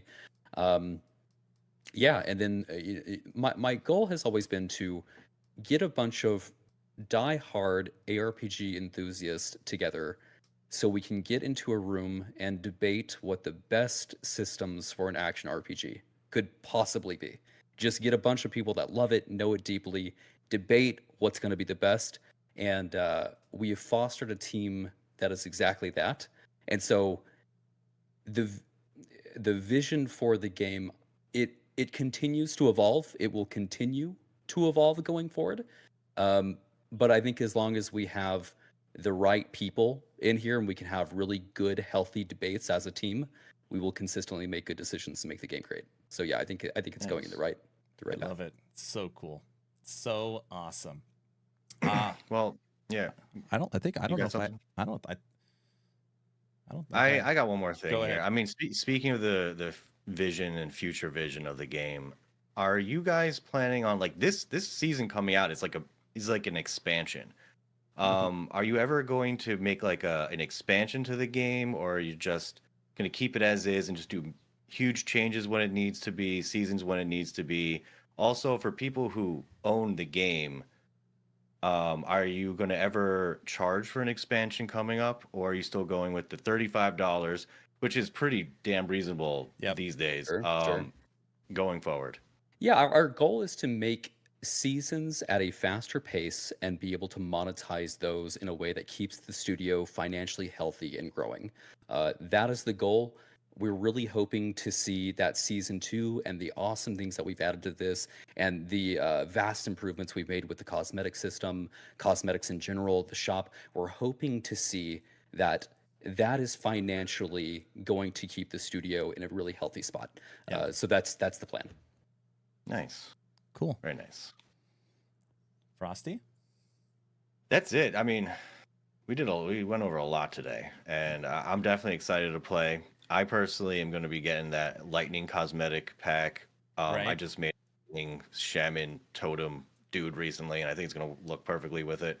Going Heartseeker when the game comes out, and I mean that's just my final words. I'm excited. Okay, Let's, everybody. Oh, sorry. Go ahead.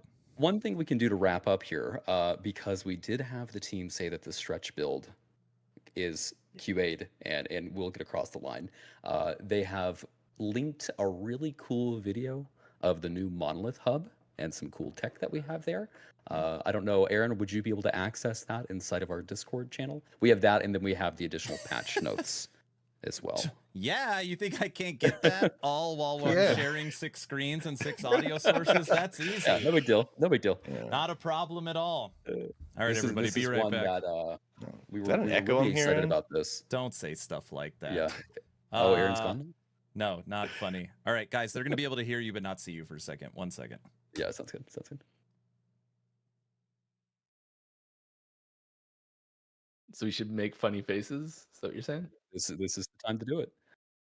This video doesn't include the transitions and things like that, based on the one that Aldous posted. No, it's just a it little. doesn't. Oh, I thought this was It's going to just a show all little the clip. cool transitions. It is a sweet Okay. clip. I mean, it still looks really nice. This is one look at the Monolith Hub, but there's some really cool stuff as you go and you traverse through this area. That'll make it feel like you're hopping between timelines. But this is still good. It's a good visual. It's a good my reference God. to the visual quality upgrades. Oh yeah, the lighting on this looks awesome. Yeah, Can't wait for other people to see it on stream.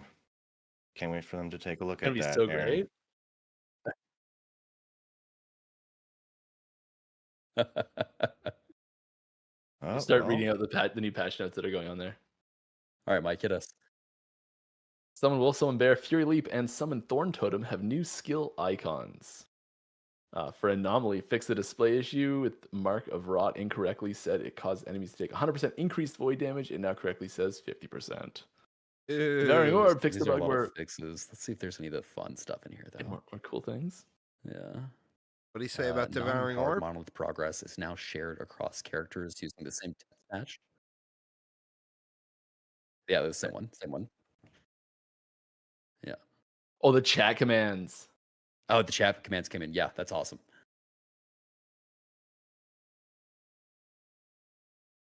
What the heck, man? Yeah, the new chat commands are sweet. Yeah, that's the one that we should show if we put. Look at this something up on the professional streamer right here, you know? Jeez. All right. Here we go, everybody. This is Void Island. Is that what we're looking at right here? Void Island? This is in the Monolith Hub. This is one of the timelines when you're actually over in this area. But we have some new tech that our team put together that when you transition from timeline to timeline, like in the Monolith itself, it'll have this. It's just we're just gonna let people go and experience it. It's very cool, and we're going to be updating the Echo of a World to have some of this tech as well. This looks clean. This looks really, really good. Yeah. Lots of good progress on visuals. We've got some new tech art talent on the team. A lot. I mean, we're just elevating the visuals and the sound and the animations across the game in really, really major ways. And this is a good example of that. Oh, very cool. Very good looking. Very good looking. I'm also glad to hear that just ever improving the visuals because Yes. they just keep looking better and better. Yeah. You should go back and look at the Kickstarter videos. We do all the time. We've come a long way. I always like pointing out when you guys show the initial classes and masteries. I tell the story of the knight and the forgotten knight in the end of time and all that good stuff. All right, here is The page OG draw queen. 101 of the patch notes. So this was going to be the first hotfix from what EHG is saying, and it's going to make it into season 2, correct? Yep. Okay. I know it's not super easy to see. General skills: Summon Wolf, Summon Bear, Fury Leap, and Summon Thorn Totems will have new skill icons. Okay. Anomaly: fix the display issue where Mark of Rot incorrectly said it caused enemies to take 100% increased void damage. Now it says 50%. Devouring Orb: fixed a bug where Orb Masters more void eruption damage would not apply unless you had source of increased area of Devouring Orb. Void Knight passive tree: singular purpose threshold bonus has been clarified to state that it grants the separate effects of less damage taken from slowed enemies and less damage taken from time rotting enemies, and that these effects are multiplicative with each other and other modifiers. Fix the Aaron, bug. let's do this because a lot of these are fixes. This was the first hot fix. Go to the last image with the new chat commands. I think that's probably the coolest thing coming with this stretch build that is not mentioned in the patch notes. Added new chat commands. Mike, you want to take this one? Sure. geez. So we've got /deaths, which lets you know what your death count is, which is No, the one that you get. no, everyone's gonna know how many times I've died. Deal with it. Oh no! All right, sorry. Go on. /corruption or /max corruption posts a system message to chat with your character's current highest corruption and timeline. /echoes posts a system message to chat with your current character's total number of echoes completed. Arena or waves posts a system message to chat with your current character's max arena wave completed. /season or cycle posts a system message with your season your current character was created in. And /mastery posts a message that your first mastery that your character chose. So you can a little bit of history in your character, ways to post some progress stuff nicely, and we also have a full length video with audio for the that little clip you showed. There's a full clip there. I really want to show it because it's been oh my god, the Do you graphics have the look full absolutely clip? amazing. It's You got it in It's in Discord now. This is with the new graphics. It looks beautiful. Be right back with the new chat. You got this, Aaron. Turn studio mode on. You can leave us up while you make the change. Yeah, I mean, I hope I'm not breaking NDA here, but I'm looking at it in advance, and it is amazing looking. This is the in-game footage. Yeah. Oh my god. Yeah, the really cool thing about this is that it's tech that we can every time we introduce one of these new systems in a very small area like this, it's always also a new tool that we're going to then look at where else can we use this type of tech in the game to really make the rest of the game pop as well. Yeah, I know. Just the grassing, the effects. I know, chat. I know you want to check it out, but sorry. Wow. The weather and the lighting changes. Is there audio on this? Yep. All right, we'll push up the audio. All right, everybody. This is a 4-minute clip. Yep. It's a walk through the monolith area.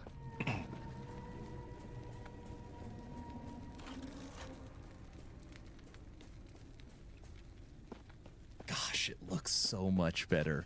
Gosh, it looks so much better how it transitions. Yeah. You get the theming and the feel of the zone that timeline is.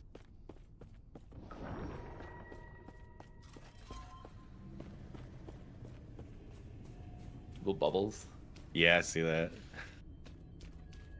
And you can hear the footsteps sound like they're in the area.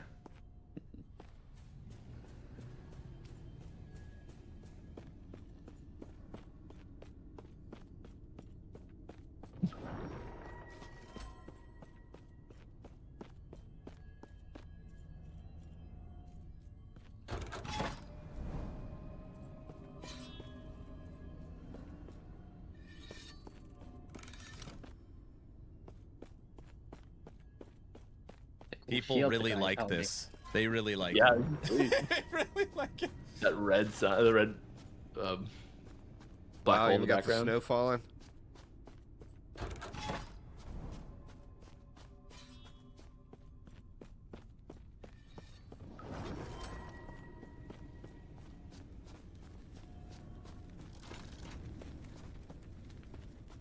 Such a good shot. Got the fire, light rays.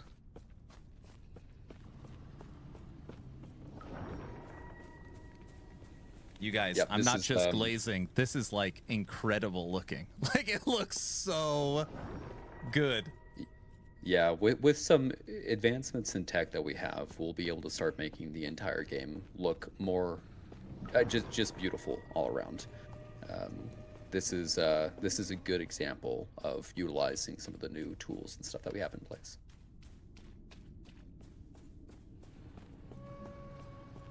Does it go all the way up to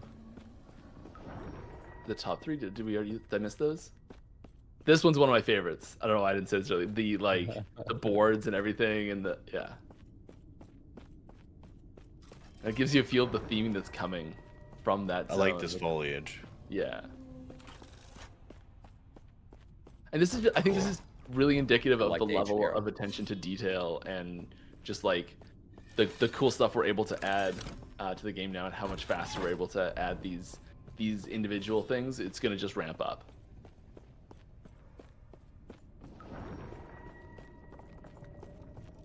I'm glad we came down here. I think the effect on that's updated too. The centerpiece there. That transition never looks bad. I always get like a Death Mountain vibe from this. A burning black hole. This is just yeah. And the waypoint model too. I love the new waypoint model.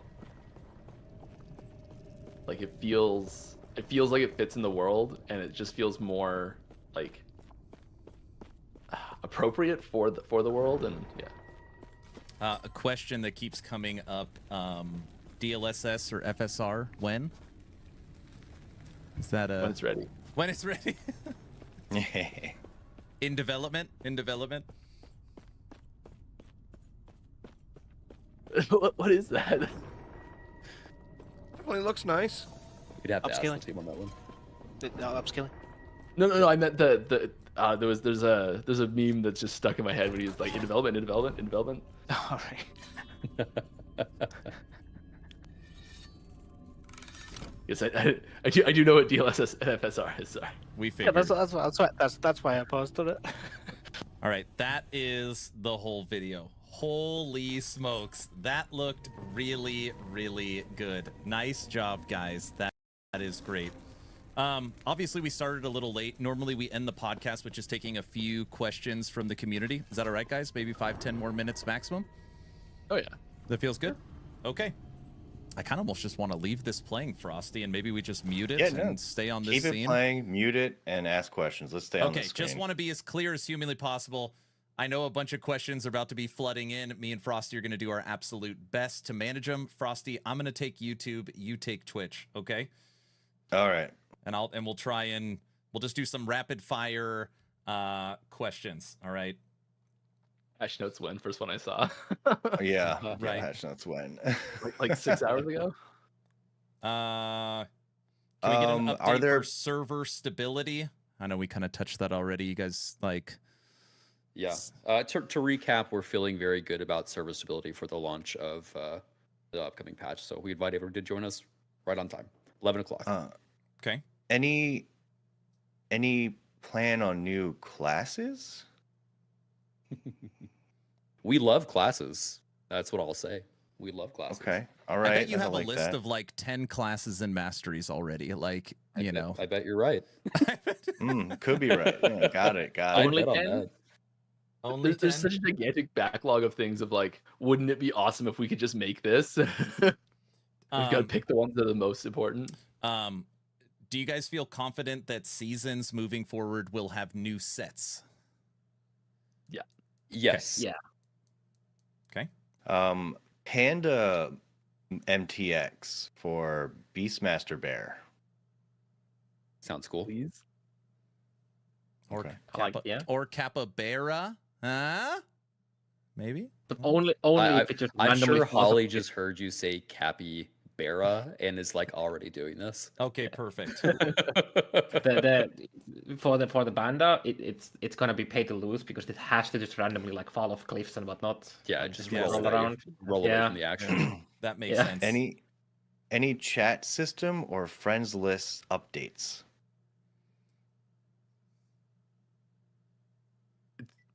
I mean, chat system, yeah, We- the announcements. The announcements coming with the chat Yeah. system, there used to be like this terrible bug that lasted way too long where there would be like large gaps whenever chat was very active. We've fixed some issues like that. The polling update time.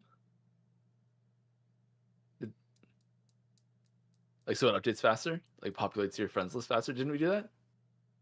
Yeah, that's been worked on since 1.0 though. That Oh. typically happens very fast now. Okay. People are asking on YouTube chat sounds for the loot filter. Sounds for the loot filter. Very, very common request. We hear you. There is a lot more that we are going to do for the loot filter, and we hear you on that one. Yes. Okay. There was a major class rework this season. Is there going to be another class rework for next season? Yes, kind of. And that's all we'll say for now. Yes. Yeah, And there we'll talk about is we could, I mean, you could go calculate how many threshold nodes each mastery has. That's true. For the people out there that love lore, love the world of Atera, next act of the campaign. It's shaping up very well. It's really cool. Okay. It's in active development. In active Oh. development. Act 10 of the campaign. Is there anywhere people can follow Carve, and do you do as many leaks on your socials as you do on the podcasts? I've done some in the past on the our community join Discord. join our Discord, join our forums, and we are very active there. And typically we don't mind sharing things that aren't like needing to be held back for like a big marketing beat or something like that. We're, as a studio, we're pretty leaky. We're just excited about stuff. So yeah, I mean, join us on our socials and stuff like that, and we give a lot of information. I know Usually Mike. trick us into saying Oh, sorry. something. Go ahead. You can usually trick us into saying something. Right. Yeah. Also, yeah, I don't leak. I tease. Okay, there's a difference. Teases. Mike, I know you've answered this question a ton on Friday stream, but I am seeing it spammed quite a bit. Guilds, clans, even if it's just a way to chat with friends. Any thoughts on guilds and clans? We've always wanted guilds because of the chat and like the chat capabilities that it brings, but it's like we feel like if we were to say, hey, we've brought guilds, and like the guilds mean that you can chat with your friends in a different colored text, that's not quite hitting the mark that feels like we can even call it that.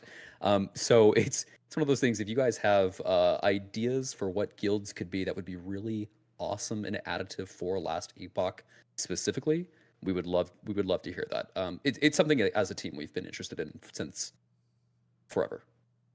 Okay. Let's see. What do you guys know the rough estimate of the size of the patch for the season? Oh, that's a good That'd be question. good. Oh, like data, Like gigabytes, yeah. 50 gigs, 100 gigs. What makes that download? Yeah, we typically go and we have smaller updates. We have a nightly build that happens, and we'll update that build iteratively.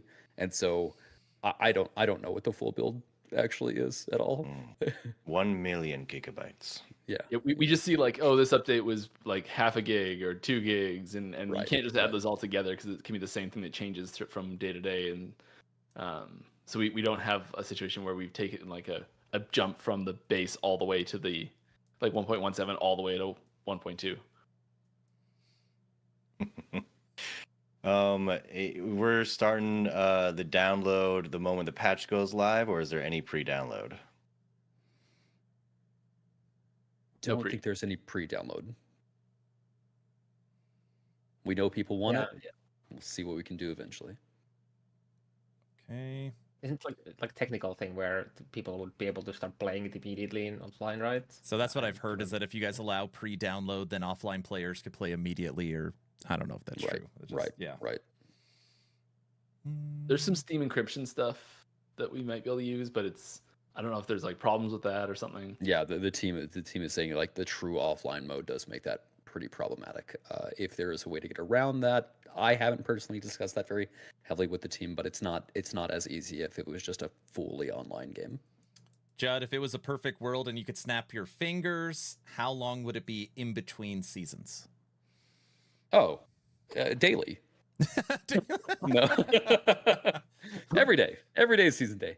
No, I mean, I think around that 3.5 month is about ideal. That's what we would aim to be doing. Hard to do. It's hard to produce content that quickly. But the team is growing. We're getting way better at doing parallel content development, and it's we're certainly closer than ever to being able to release seasonal content faster. Awesome. Even though your pretty much character gets completely covered, is there any 3 months would updates be to perfect. the character model plan for the future? Yes.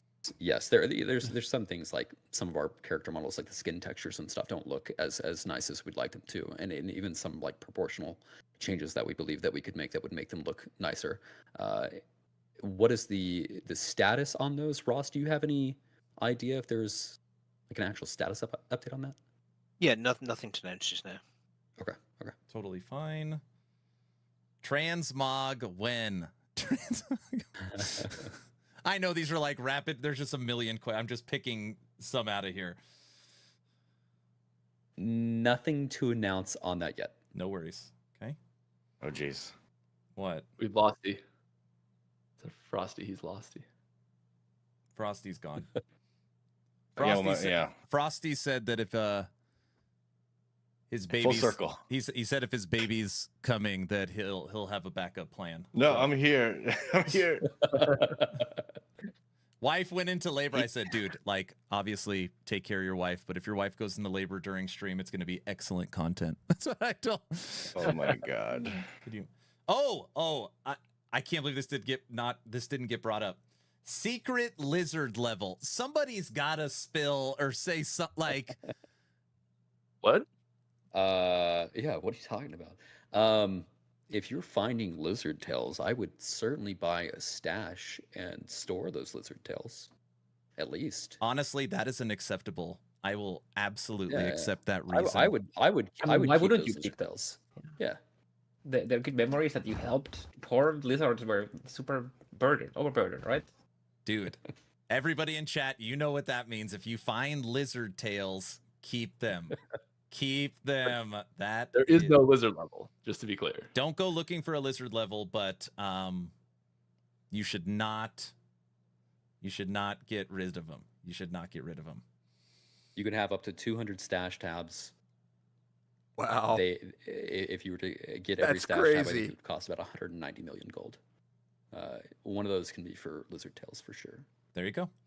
All right, let's do 5 more questions. Somebody on here said, is it possible in the future to get a price checker for the bazaar? Yes, we've talked about this. There's a few UI UX additions we need to make to the bazaar.